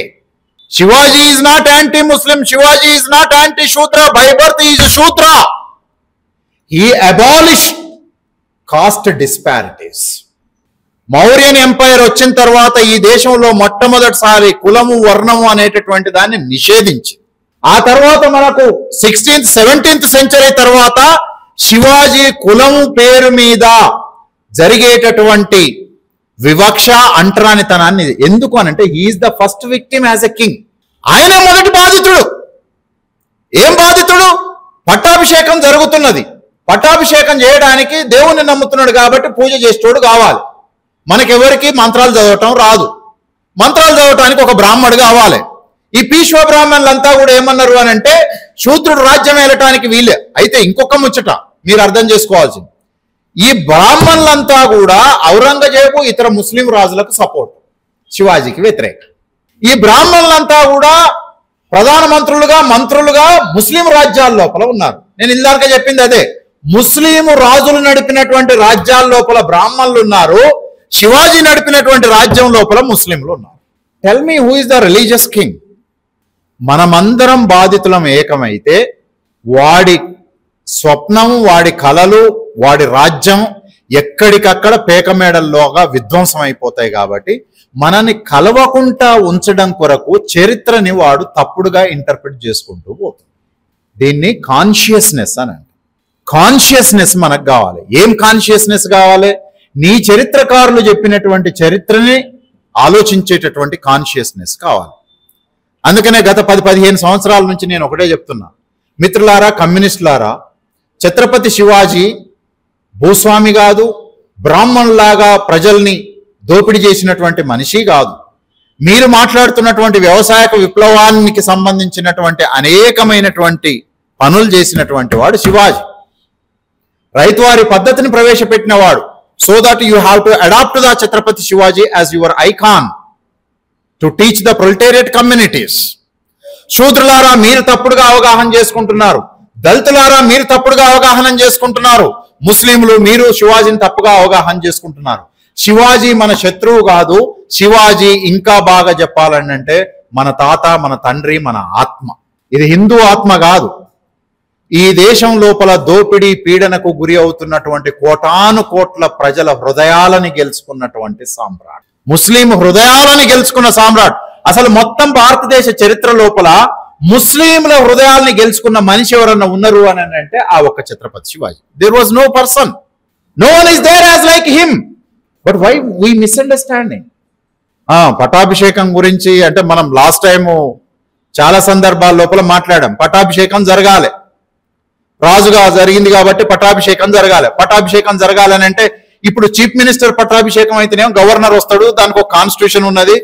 గవర్నర్ నేను రాను, నువ్వు రెడ్డి అయినవు, నేను బాపనాయనని గవర్నర్ని అని అనడానికి వీలు లేదు. ఎందుకంటే అక్కడ రాజ్యాంగం ఉంది, అది లా ఉంది. నేను చెయ్యను అని అంటే సరే మరి నువ్వు దిగిపో అని అంటాం. ఆ రోజు అట్లా లేదు కదా. పాపం ఆయన కూడా దాన్ని బిలీవ్ చేస్తా ఉన్నాడు కదా. అప్పుడు ఏమైంది అని అంటే మరి ఇక్కడ ఉన్నటువంటి ఒక బ్రాహ్మణ్ణి పట్టుకొని రండి, ఈ రోజు మనం పటాభిషేకం చేసేద్దాము అని అనుకున్నాడు. అన్న తర్వాత ఆయన రాజ్యంలో మొత్తం ఆయన రాజు, సావరిన్ అని అంటే ఏంది? అరే రాజ్యాంగం ప్రకారం నడుచుకునేటటువంటి రేవంత్ రెడ్డి నా మాటే శాసనం అని అన్నాడు. అసలు నిజానికి ఆయన మాట శాసనం కాదు. అసెంబ్లీలో ఉన్న సభ్యులందరూ కలిపి చేస్తే అది శాసనం అవుతుంది. కానీ ఆయన ఏమన్నాడంటే నా మాటే శాసనం అని అన్నాడు. ఈయనే నా మాటే శాసనం అన్నాడనంటే అభిషేకం చేయాలి అని అనుకున్నప్పుడు అంటే ఒక మామూలు చీఫ్ మినిస్టర్ నేను ఏది చెప్తే అది జరిగిపోతుంది అని అన్నాడు. మరి ఒక రాజు సార్వభౌముడు అంటాం, సావరిన్ అని అంటాం. ఈ సావరిన్ ఏది చెప్తే ఆయన రాజ్యంలో ఉన్న ఏ మనిషి అయినా కూడా ఖచ్చితంగా చేయాలి. ఎవ్వరికి మినహాయింపు ఉండదు. ఎవడైనా సరే రాజు చెప్పిన దాన్ని తూచా తప్పకుండా పాటించాలి. రాజు ఏమన్నాడు అని అంటే ఈ పట్టాభిషేకం జరపడానికి అవసరమైనటువంటి ఒక కల్చరల్ దాన్ని నడపడానికి ఒక బ్రాహ్మణ్ణి పిలవండి అని అన్నారు. మరాఠా లోపల బ్రాహ్మణుల సంఖ్య ఎక్కువ. నేను ఇల్లానక చెప్పాను కదా, చాలా మంది బ్రాహ్మణులు ఉన్నారు. ఈ బ్రాహ్మణులు ఏమన్నారు అని అంటే మా ధర్మం ప్రకారం శూద్రుడు రాజ్యం చేయటానికి వీల్లేదు, ఇది అధర్మం. అధర్మమే కాదు, పాపం కూడా. It is the biggest sin. ఈ జరుగుతున్నటువంటి అధర్మం లోపల ఎవరైతే ధర్మం కాపాడాల్సినటువంటి బ్రాహ్మడు ఉన్నాడో నేను వచ్చి దాంట్లో ఎట్లా పాల్గొంటా? ఈ ఘోరాన్ని, ఈ పాపాన్ని మేము చూడలేము, కాబట్టి మేమెవరం రాము అని చెప్పి మరాఠా బ్రాహ్మణులంతా తీర్మానం చేసుకొని ఎవ్వడూ ఆ పట్టాభిషేకానికి పోవద్దు, వాడొక శూద్రుడు, శూద్రుడికి రాజ్యం చేసేటటువంటి హక్కు లేదు, ఓన్లీ క్షత్రియుడే చెయ్యాలి అని చెప్పాను. మరి ఏం చేయాలి? ఒకవేళ ఇప్పుడు శివాజీ మీరు చెప్తున్నట్టే ముస్లింలని తెగ నరికిండు, వాళ్ళని ఇది చేసిండు అని అంటే బ్రాహ్మణులను ఏం చేయాలి? ఇప్పుడు రాజు చెప్తే వినట్లేదు కదా, రాజు ఆజ్ఞనే శాసనం, పట్టాభిషేకం చేయాలి. మేం పట్టాభిషేకం చెయ్యము, రాజు చెప్పని ఎవడని చెప్పని మేము చెయ్యము అని అన్నారు. అప్పుడు శిక్ష ఏంటిది? నరకాలి.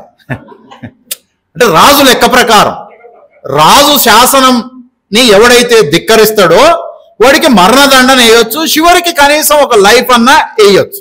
శివాజీ ఏం చేయలే పాపం. ఒకవేళ మహాదుర్మార్గుడై ఉంటే, మతం పట్ల ఆయనకు అట్లాంటిది ఏదైనా ఉండి ఉంటే, తనని అవమానించినటువంటి బ్రాహ్మణులని ఈ రాజ్యంలో ఒక్క బ్రాహ్మడు కూడా లేకుంటే వేసేసేయండి ఆయన అని ఉంటే అనలే. ఈ ప్రపంచంలో ఏడ ఉన్నా పట్టుకరండి అని చెప్పానండి.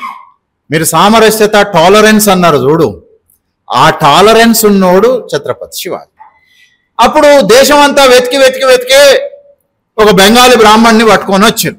అదే కాశీ బ్రాహ్మణుడు పట్టుకొని వచ్చారు. ఇవాళ వారణాసి అంటున్నాం కదా, మన ప్రైమ్ మినిస్టర్ గారు కంటెస్ట్ చేసి ఇప్పుడు ఉన్న ప్లేస్ కాన్స్టిట్యున్సీ, ఆ నుంచి ఒక బ్రాహ్మణ్ణి తీసుకొని వచ్చారు. ఆయన వీడికి రావడానికంటే ముందు ఒక డిమాండ్ పెట్టాడు. ఆయన ఏమన్నాడనంటే నేను వస్తా, కానీ నేను అడిగినవన్నీ ఇవ్వాలి అని అన్నాడు. నిజానికి మీరు కూడా మీ ఇంట్లో పెళ్లికో ఇంకేదన్నా కార్యం చేయటానికి మీరు బ్రాహ్మణ్ దగ్గరికి పోయిర్రు అనుకో, మీరు నెగోషియేషన్ చేయలేరు బ్రాహ్మడితో. బ్రాహ్మడు డిమాండ్ పెడతాడు, మీరు యాక్సెప్ట్ చేయాలి. ఏ ఒక్కరు కూడా మీరు బ్రాహ్మడితో నెగోషియేట్ చెయ్యరు మీరు. వాడు డిమాండ్ పెడతాడు, మనం యాక్సెప్ట్ చేస్తాం. ఎందుకు తెలుసా? బ్రాహ్మణుడు కోరిన దాన్ని మనం ఇవ్వకపోతే కూడా అది పాపం. కాబట్టి ఈయన ఆల్రెడీ రాజు, వాడెవడో చిన్న బ్రాహ్మడు ఏదో అడిగితే మనం ఇవ్వడానికి రాజు వెనకపోతే ఎట్లా? రాజు అంటే కాందాను కదా. చలో ఓకే, ఏం కావాలి చెప్పు అని అన్నాడు. అంటే నేను ఒకవైపు కూర్చుంటే, ఇప్పుడు మనకు సమ్మక్క సారక్క జరుగుతుంది కదా, నాకు కూడా చైల్డ్హుడ్ డేస్లో అర్థం కాకపోయేది. బంగారం మొక్కు చేయించుకుంటున్నాం, బంగారం మొక్కులు చేయించుకుంటాం అంటే ఇంత బంగారం పెడతారా అని నేను అనుకునేది. నాకు తెలియదు అంత బంగారం ఎక్కడ. కొంచెం పెద్దగా అయినాక నాకు అర్థమైంది ఏంటంటే బంగారం అంటే అది నిజంగా బంగారం కాదు, బెల్లాన్ని బంగారం అంటారు అని. అయితే ఇక్కడ శివాజీ కేసులో అట్లా జరగలే. వాడు ఒరిజినల్ బంగారము నిలువెత్తు, అంటే ఆయన ఎంత వెయిట్ ఉంటాడో అంత బంగారం పెట్టాలి అని అన్నాను. ఏమున్నా సరే చేద్దాం తీయనని చెప్పానని అనుకున్నాడు. నిజానికి అది అంటే టంకశాలకు అది పెద్ద లాసే.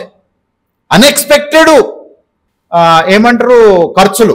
ఇప్పుడు మన బడ్జెట్కు వీళ్ళు కూడా చేస్తూ ఉన్నారు కదా, అంటే అవి ఫస్ట్ లెక్కలో లేవు, అవి తర్వాత యాడ్ అవుతూ ఉంటాయి. ఆయన ఏమన్నాడంటే ఓకే చలో ఇచ్చేసేద్దాం పిల్లూరి అని అన్నాడు. వచ్చిర్రు మనోళ్ళు ఫుల్ హ్యాపీ. అరే మీరు పీష్వా బ్రాహ్మణులు, ఇది చేయకపోతే ఇక ఈ దేశంలో ఈ ప్రపంచంలో చేసేటోడు ఎవడు లేడా, మేము ఎక్కడి నుంచైనా తీసుకొస్తాము. ఛత్రపతి శివాజీ అని అంటే ప్రపంచంలో ఎక్కడి నుంచైనా కూడా తీసుకొచ్చి జరపగలుగుతాడు అని అన్నాను. Full happy. చలో డే రానే వచ్చింది. పట్టాభిషేకం అందమైనటువంటి, నిజానికి ఆ ఫోటోలు చూస్తుంటే, శివాజీ పట్టాభిషేకం ఫోటోలు చూస్తుంటే రాముడి పట్టాభిషేకం కంటే చాలా అందంగా అలంకరణగా కూర్చున్నారు. కూర్చున్న తర్వాత ఏం చేయాలి మరి, ఏంటిది అసలు అంటే రిచువల్ అంటే ఎట్లా ఉంటుంది. ఫస్ట్ ఏమన్నాడు అని అంటే నీకు తిలకం పెట్టాలి, పెట్టు అని ఇట్లా వంగండి. చేతితో పెట్టను, నీకు కాలుతో పెడతా అని అన్నాడు. ఈయనెవరు? రాజు. ఎవరు ఎక్కువ, రాజు ఎక్కువ బ్రాహ్మడు ఎక్కువ? మీరు ఇంకో ఫోటో కూడా చూసి ఉంటారు, కేసీఆర్ చిరంజీవి స్వామి. ఒక ఫోటోని ఎక్కువగా చూసి ఉంటారు. ఎట్ట ఉంటాడు కేసీఆర్, ఎట్టుంటాడు చిరంజీవి, ఎట్టుంటాడు? కేసీఆర్ బోర్లా వండుకొని తలకాయ తీసుకుపోయి స్వామి గారి కాళ్ళ మీద పెట్టేస్తాడు.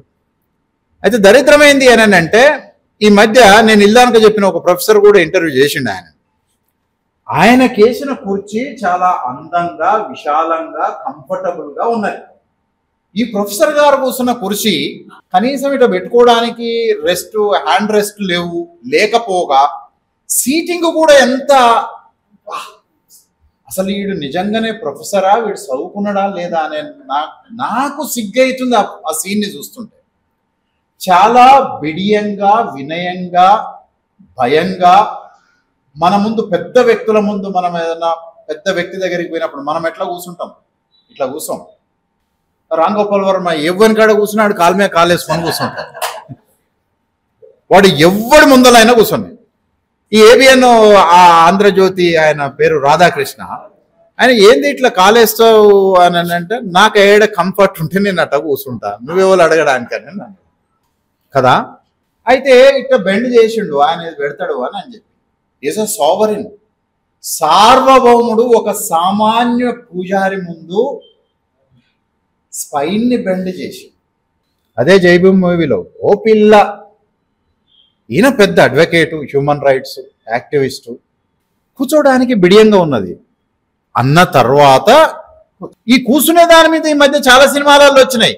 దాన్నే ఇంకొక ఆయన కరుణాకర్ కాపీ కొట్టి, చిరంజీవి అల్లుడు, ఆయన పేరేంటిది, అల్లూరు రామలింగయ్య మనమడు అల్లు అర్జున్ ఒక సినిమాలో పెట్టిండు, ఈ కాలు నాదే, ఈ కాలు నాదే, ఈ కాలు మీద ఈ కాలు వేసుకుంటే నీకేం ఇబ్బంది అయింది, నీ మీద కాలు వేసిందా అని అన్నాను. ఎవరిచ్చారు ఇది? Who gave you that kind of assertion? Don't think that seating లో కూడా మనం కూర్చునే పద్ధతి కూడా నీ మైండ్ని ఎక్స్ప్లెయిన్ చేస్తుంది. నువ్వు ఎట్లా కూర్చుంటున్నావు అనేది, నువ్వు అసర్టివ్గా ఉన్నావా, రెవల్యూషనరీగా ఉన్నావా, are you ready to surrender your self లాగా ఉన్నవా అని అనేది తెలుస్తుంది. బాబాసాహెబ్ అంబేద్కర్ ఏమంటాడు అని అంటే, నేను ఇల్లానికి ఇక్కడ చెప్పింది అదే. అయితే చాలా మంది పోతున్నారు చిన్నజీర స్వామి కాడికి, కమ్యూనిస్టులు ఇంక్లూడింగ్ గద్దరన్న, మీ పార్టీ వాళ్ళు ఎవ్వరు పోయినా ఆయన సీట్ ఏరే ఉంటుంది, మీరు కూర్చునే సీట్ ఏరే ఉంటుంది. Including prime minister, including union home minister Shah. ఆడు బట్టలు ఇప్పుకోమంటే బట్టలు ఇప్పాలి, మీరు బట్టలు వేసుకోమంటే బట్టలు వేసుకోవాలి. Why we do? మీరు ఒకవేళ చిన్నజీర స్వామిని స్వామి అట్లీస్ట్ ఇవాళ నీ బర్త్డే కదా, ఒక్కసారి నువ్వు కోట్ వేసుకో చూద్దామని మీరు అడుగుతారా? వాడు నిన్ను బట్టలు ఇప్పమంటే బట్టలు ఇప్పుతున్నాము, సన్నీళ్ళు పోసుకోమంటే సన్నీళ్ళు పోసుకుంటున్నాము. నువ్వు వాడికి ఎంటర్ కావడానికి ముందే ఒక అరేంజ్మెంట్ ఉంటుంది. నీ సీట్ ఏరే ఉంటుంది, ఆయన సీట్ ఏరే ఉంటుంది. చూడంగానే అర్థమవుతుంటుంది ఈ సీటుకు ఉండేటటువంటి ఇన్ఈక్వాలిటీ. అంబేద్కర్ ఏమంటాడు అనంటే, రాజకీయాలు శక్తివంతమైనవి కావు, సంపద శక్తివంతమైనది కాదు. ఈ ప్రపంచం మొత్తంలో మానవ సమాజం జీవించి ఉన్నంత కాలం అత్యంత శక్తివంతమైనది మతం అని అంటాడు. దాని ముందు ఏదైనా సరెండర్ కావాలని. The religion is the most powerful thing in the entire history of human beings. In the entire history of human beings. అందుకే ప్రైమ్ మినిస్టర్ కూడా, ప్రెసిడెంట్ ఆఫ్ అమెరికా కూడా పోపు దగ్గర వంగే ఉండాలి. చిన్నజీఆర్ దగ్గర ఈ రాష్ట్ర ముఖ్యమంత్రి, దేశ ప్రధాని కూడా స్పైన్ బెండ్ చేయాలి. ఆ 32 ఇంచుల షాతో 72 ఇంచుల షాతో, నీది షాతి ఏ షాతి అయినా సరే అంత షాతి లేని ఆయన దగ్గర నువ్వు షాతిని బెండ్ చేయాలి. This is what power of religion. So that Shivaji also Brahmin అంటే దేవుని యొక్క ప్రతిరూపం కదా అని చెప్పి బెండ్ చేసి ఇట్లా అని నన్ను అట్ట బొట్టు పెడతాడు. చేత్తోటి కాదు పెట్టేది, నువ్వు కొంచెం కింది కొంగు, కింద కూర్చో అని చెప్పి ఈ కాలు బొటన వేలు కుంకుమలో పెట్టి దాన్ని తీసుకొని ఇక్కడ పెడతాడు. ఈ శివాజీకి లేదు, మొత్తం బ్రేక్ అయిపోయింది, మైండ్ అంతా బ్రేక్ అయిపోయింది. మామూలుడు మనలాంటి వాడైతే, అంటే మనం కావాలి, ఎందుకంటే మనకు సెల్ఫ్ రెస్పెక్ట్ ఏమి ఉండదు కదా. అప్పుడు శివాజీకి అర్థమైన విషయం ఏంటిది అని అంటే, రాజు బలవంతుడా, పూజారి బలవంతుడా? ఎవడు బలవంతుడు? రాజ్యం అంతా నేను చెప్తే ఇంటది అని అనుకున్నాడు. రాజు బ్రాహ్మడు చెప్తే ఇంటుండు. Who is the powerful? ఎంత అయిపోయింది, ఇయ్యాలి అని అన్నారు. వాడు కూర్చున్నాడు. వాడు ఎంత బరువు ఉన్నాడో అంత బరువు నాణ్యాలంతా పెట్టి ఆయనకు సమర్పించారు. అంటే ఇక్కడ విషయం ఏంటనంటే, నేను మీకు చెప్పాలనుకుంది, మీరు కూడా చాలాసార్లు ఏమనుకుంటారు అని అంటే, పవర్ అని అంటే that is not power. Power is not in assembly, power is not in parliament, power is at temple, power is at religion, power is with priest. వాని ముడ్డి మీద కట్టుకోవడానికి చక్కగా బట్టలు ఉండవు, కానీ ప్రధాన మంత్రుల్ని వాని దగ్గర బెండ్ చేస్తాడు. That is what Shivaji understand what actually the power. ఎందుకు ఈ చిత్పవన, ఈ పీష్వా బ్రాహ్మణులు నేను రాజునైతే ఎందుకు చేయనన్నారు అనేటటువంటి విషయాన్ని అప్పుడు అర్థం చేసుకుంది. ఈ పీష్వా బ్రాహ్మణులు ఇతర దేశాల నుంచి వచ్చినటువంటి ముస్లిం రాజుల రాజ్యం గెలవాలి అని చెప్పి వాళ్ళకు సహాయం చేసిర్రు శివాజీని ఓడగొట్టడానికి. మరి ఈయన ఇప్పుడు వీళ్ళంతా ధర్మం అని మాట్లాడుతున్నారు కదా. ఆ రోజు ఈ దేశపోడే రాజ్యం వెళ్ళడానికి వస్తే మీరు వీనికి సపోర్ట్ చేయటం వదిలిపెట్టి మీరు వానికి ఎందుకు సపోర్ట్ చేసిరు, ముస్లిం రాజులకు ఎందుకు సపోర్ట్ చేసి? ఈ ప్రశ్న మనం అడగకపోతే శివాజీ ముస్లింలను చంపిండానని చెప్తాడు. శివాజీ చనిపోయాడు. ఎట్లా చనిపోయాడు? ఆ తర్వాత ఒక బ్రాహ్మణుడికి సంబంధించిన వాడిని సైన్యంలో ఒక పొజిషన్ లోపల ప్రవేశపెట్టి ఆ బ్రాహ్మణి ద్వారా ఒక విషం ఇప్పించి కొన్ని రోజుల తర్వాత బాగా ఇబ్బంది పడిపోయి చనిపోయాడు. కొన్ని రోజులు అనంటే నెలలు కాదు, జస్ట్ 2-3 వీక్స్ లోపలనే హఠాత్మక. ఎందుకు అనంటే విస్తరించుకుంటూ పోతున్నాడు రాజ్యాన్ని. 300 కోటలని జయించిండు. శివాజీ నుంచి మనకంటే వెనకకు పోతే మౌర్యన్ ఎంపైర్లో తప్ప ఇన్ని కోటలని జయించినోడు ఈ వెరీ రీసెంట్ హిస్టరీ లోపల ఎవడు లేడు. ఇట్లనే వదిలిపెడితే మొత్తం రాజ్యాల్ని కాజేస్తారని ఆ ముస్లిం రాజులు, ఈ బ్రాహ్మణులు, వీళ్ళిద్దరూ కలిసి ఓ బందికాన్లో పెట్టిరు. అక్కడి నుంచి తప్పించుకొని వచ్చిండు. అదొక వీరోచితమైనటువంటి చరిత్ర. ఆ విషయాన్ని అటు పక్కకు పెట్టేసేస్తే ఎవరినైతే ఒక ముస్లిం చీఫ్ని హత్య చేసిన సందర్భం ఉన్నదో మీరు మాట్లాడుతూ ఉన్నారు కదా, ముస్లిం వ్యతిరేకి.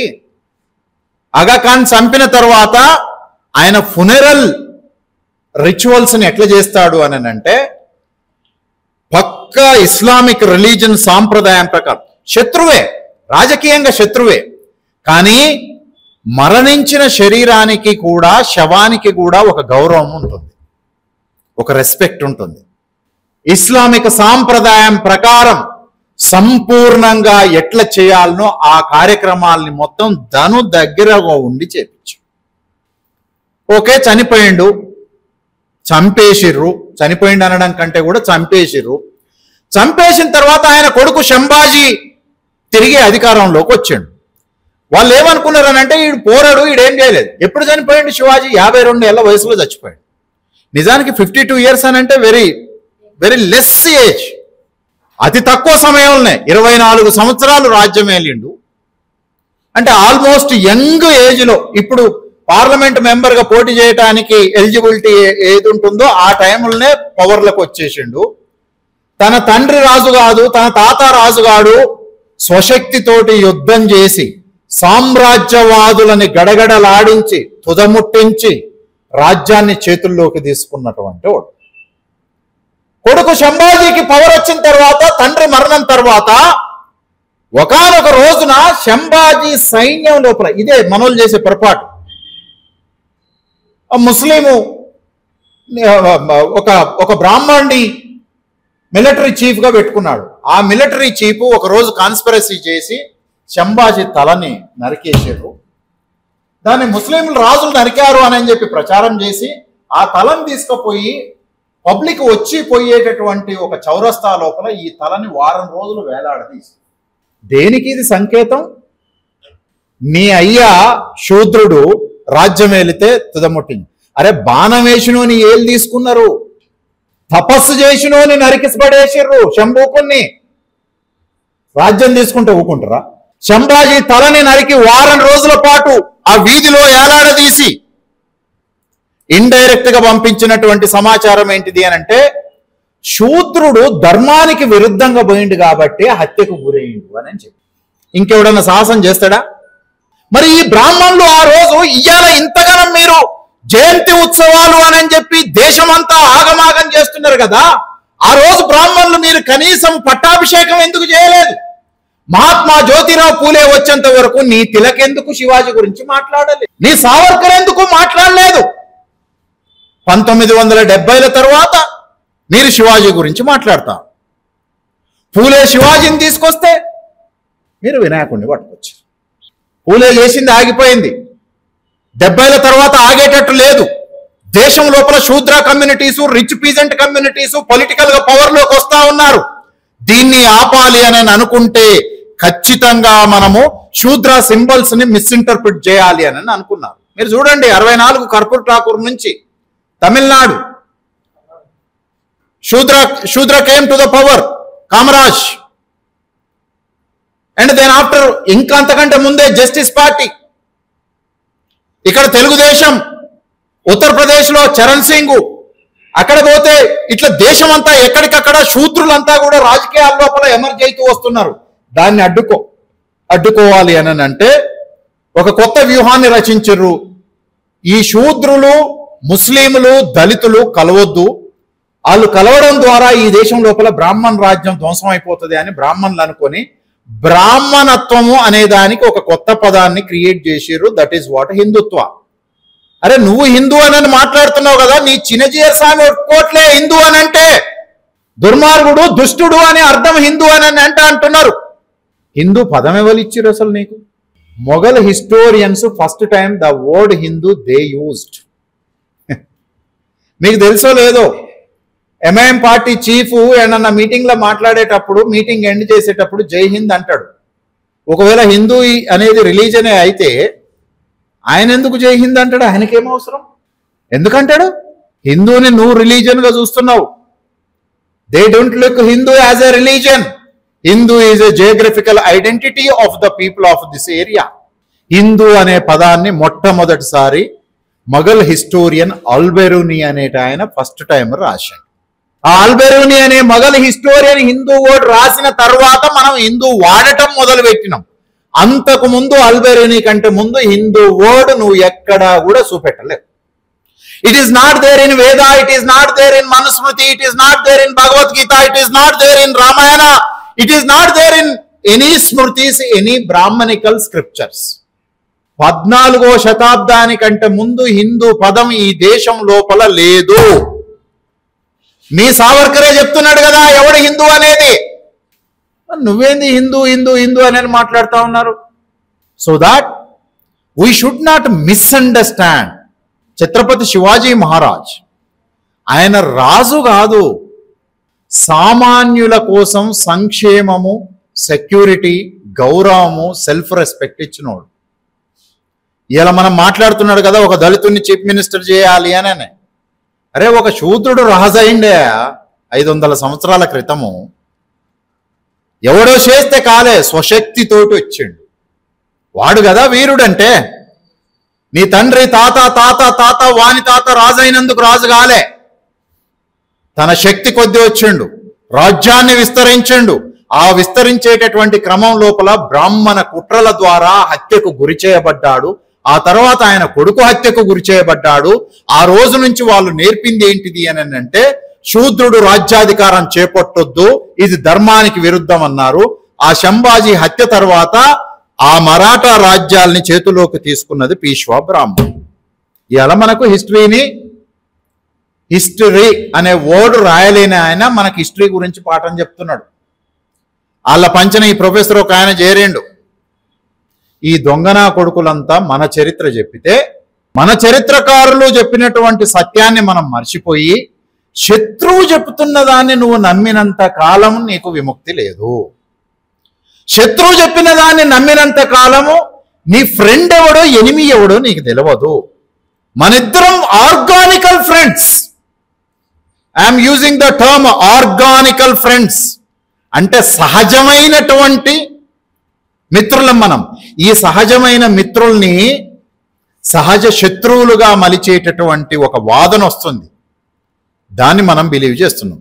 So that I request all of my friends, whether you know or not, Maratha communists never feel that Shivaji is not their symbol. మహారాష్ట్రలో ఉండినటువంటి సిపిఐ పార్టీ శివాజీ సెలబ్రేషన్స్ ని ఇప్పుడు కాదు 50 ఏళ్లకెళ్ళి చేస్తుంది. రైట్. మహారాష్ట్రలో ఉండినటువంటి శూద్రులు అంబేద్కరైట్లు శివాజీ సెలబ్రేషన్ ఎట్లా చేస్తారు అని అంటే పెద్ద ఎత్తున బ్లూమయం చేసేస్తారు. భారీ బ్లూమయం చేసేసి శివాజీని సెలబ్రేట్ చేస్తారు. ఈజ్ అవర్ సింబల్ అని. నేనేమంటున్నానంటే నా మిత్రుడు ఒక ఆయన సిపిఎం పార్టీలో ఉన్నాడు, ఇప్పుడు ఒక జిల్లాకు సంబంధించినటువంటి ప్రెసిడెంట్ సెక్రటరీ కూడా. 7 ఏళ్ల క్రితం నేను ఆయనకు చెప్పినాను, దీన్ని సెలబ్రేట్ చేయి, ఒక పెద్ద రథం తయారు చేసి ఆ రథంలో శివాజీని కూర్చోబెట్టి నువ్వు ఎర్ర జెండాలు కట్టుకో, బ్లూ జెండాలు కట్టుకో, మనం అదేంటిది మన రెడ్ బ్లూ లాల్ నీల్ అని మాట్లాడుతున్నావు కదా, ఆ లాల్ నీల్కు సింబలే శివాజీ కట్టుకొని ఒక రథం మీద శివాజీని ఇక్కడ తిప్పండి. అది రాజుల కాలం కాబట్టి రథాన్ని వాడినాం. ఏ కాలంలో పడితే ఆ కాలంలో ఆయన రాజు కదా అని అంటే మరి శ్రీశ్రీ ఎందుకు రాసిండు? జగన్నాథ రథచక్రాలు భూమార్గం అబ్బా ఏం రాసిండండి. We must use the symbols in the history. ఆ సింబల్స్ తోనే శత్రువుని చేయాలి. శత్రువు అన్ని సింబల్స్ ని వెతుకుతుండు. ఆవు సింబల్ ని వెతికిండు, హనుమాన్ సింబల్ ని వెతికిండు, శివాజీ సింబల్ ని వెతికిండు, రాముని సింబల్ ని వెతికిండు, అదేంటిది మన తమిళనాడులో రామసేతు సింబల్ ని వెతికిండు. వాడంతా సింబల్స్ ని పట్టుకుంటూ ఆ సింబల్స్ ద్వారా మైండ్ అంతా పొల్యూట్ చేస్తా ఉండు. ఆ పొల్యూషన్ ద్వారా ఈ ఆఫీసులో ఉండేటోడే రేపు హనుమాన్ జాతరకు పోతాడు.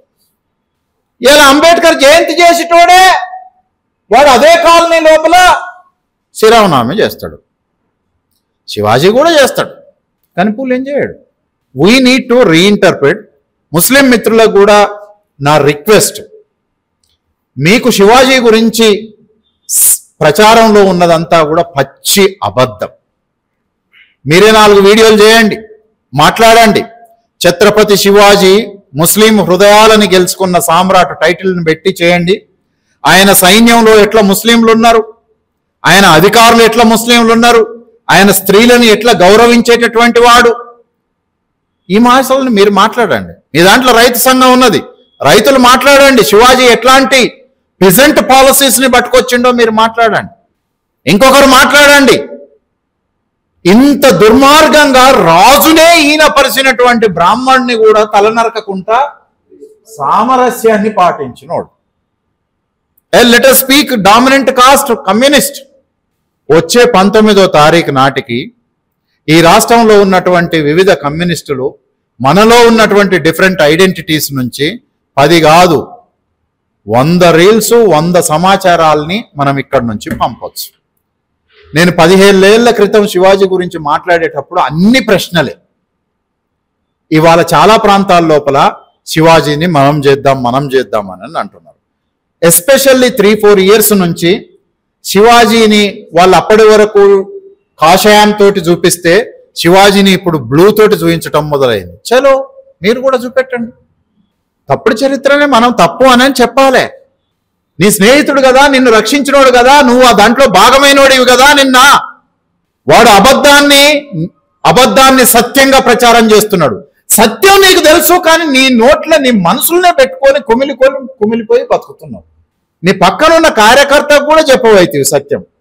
నేను డిగ్రీలో ఉన్నప్పుడు రాసుకునేది, న్యాయం గెలుస్తుందన్న మాట నిజమే, కానీ గెలిచిందంతా న్యాయం కాదు, అది గెలుస్తుంది. అన్యాయం గెలుస్తుంది. ఆ గెలుస్తున్నటువంటి అన్యాయాన్ని ఎక్కడికడికి తునాతునకలుగా నరికేసి సత్యం ఎప్పటికైనా గెలుస్తుంది అనే దాన్ని చెప్పడానికి మనం నిజంగా సత్యవంతులమే అయితే, సత్యవంతుడు అని అంటే మంచోడు అని కాదు, మంచోడితోటి చాలా ప్రాబ్లం ఉంటుంది. ఆయన చాలా మంచోడు తెలుసా అని అంటే వాడు ఏం చేయడని అర్థం. నిన్ను ఎవడన్నా ఎనిమి అని అన్నాడంటే నువ్వేదో చేస్తున్నావు అని అర్థం. మనని ఎవడన్నా ఒకడు ఎనిమి అని అనాలే. ఆ ఎవడన్నా అనేటటువంటి పదాన్ని ఇంతసేపు నేను ఎవరి గురించి అయితే చెప్తున్నానో వాడు నిన్ను ఎనిమిగా ట్రీట్ చేయగలిగినటువంటి రోజున మనం సత్యం చెప్తున్నాము అనే అర్థం. ఆ చెప్పే అనేక సత్యాల లోపల ఛత్రపతి శివాజీ కూడా ఒక సత్యం. ఈ సత్యాన్ని ముందుకు తీసుకొని పోవటం వరకు హైదరాబాద్ సిటీని ఆగమాగం చేసి నాశనం చేసి అమాయక ముస్లింలు అమాయక దళితులకు ఒక అభద్రతను సృష్టిస్తారు. ఆ రోజు భద్రతను సృష్టించడం కాదు, ఇది మన పండగ అని చేసుకునేటటువంటి ఒక అసర్షివ్ కల్చరల్ మూమెంట్ని మనం తీసుకొని రావాలి. అది మీరందరూ తీసుకొని వస్తారు అని చెప్పి, ఎవరు ఇందులో మిస్ కాకుండా ఈ కార్యక్రమాన్ని ఎంపిక చేస్తారని చెప్పి ఈ అవకాశం ఇచ్చినటువంటి సిపిఐ పార్టీ మిత్రులకు అందరికీ ధన్యవాదాలు, కృతజ్ఞతలు. కానీ వినిపోవడం అని కాకుండా ప్రతి ఒక్కరు ఏదన్నా ఒకటి చేయండి. చివరికి ఇంట్లోకి వెళ్ళి లేవలేకపోయినా ఆ రోజు ఒక ఫోటో పెట్టి శివాజీ ఎవరికి అన్యాయం చేయలేదు, ఎవరికి న్యాయం చేసిండు అనేటటువంటి ముచ్చట్ని పెట్టండి. తప్పుడుగా ప్రచారం చేస్తున్నారు అనే దాన్ని ఆపేటటువంటి ఒక ప్రయత్నం చేయండి. నేను మొదట చెప్పినటువంటిది అదే. ఫ్రేమ్వర్క్ క్వశ్చన్ ఆడిస్తుండో మనం ఆన్సర్ చేస్తున్నాం. క్వశ్చన్ మనం ఇస్తే వాడు ఆన్సర్ చేయాలి. తప్పు రాసినవరా ఆన్సర్ అని నువ్వు కొట్టేసే దగ్గర ఉండాలి. ఇప్పుడు క్వశ్చన్ ఆడిస్తుండు, ఆన్సర్ మనం రాస్తున్నాం, ఇది రాంగ్ ఆన్సర్ అని ఆడు కొట్టేస్తున్నాడు. ఇది రివర్స్ చేసేటటువంటి పనిలో మనం అందరం ఉంటాము అని చెప్పి భావిస్తూ మీకు అందరికీ ధన్యవాదాలు. Thank you.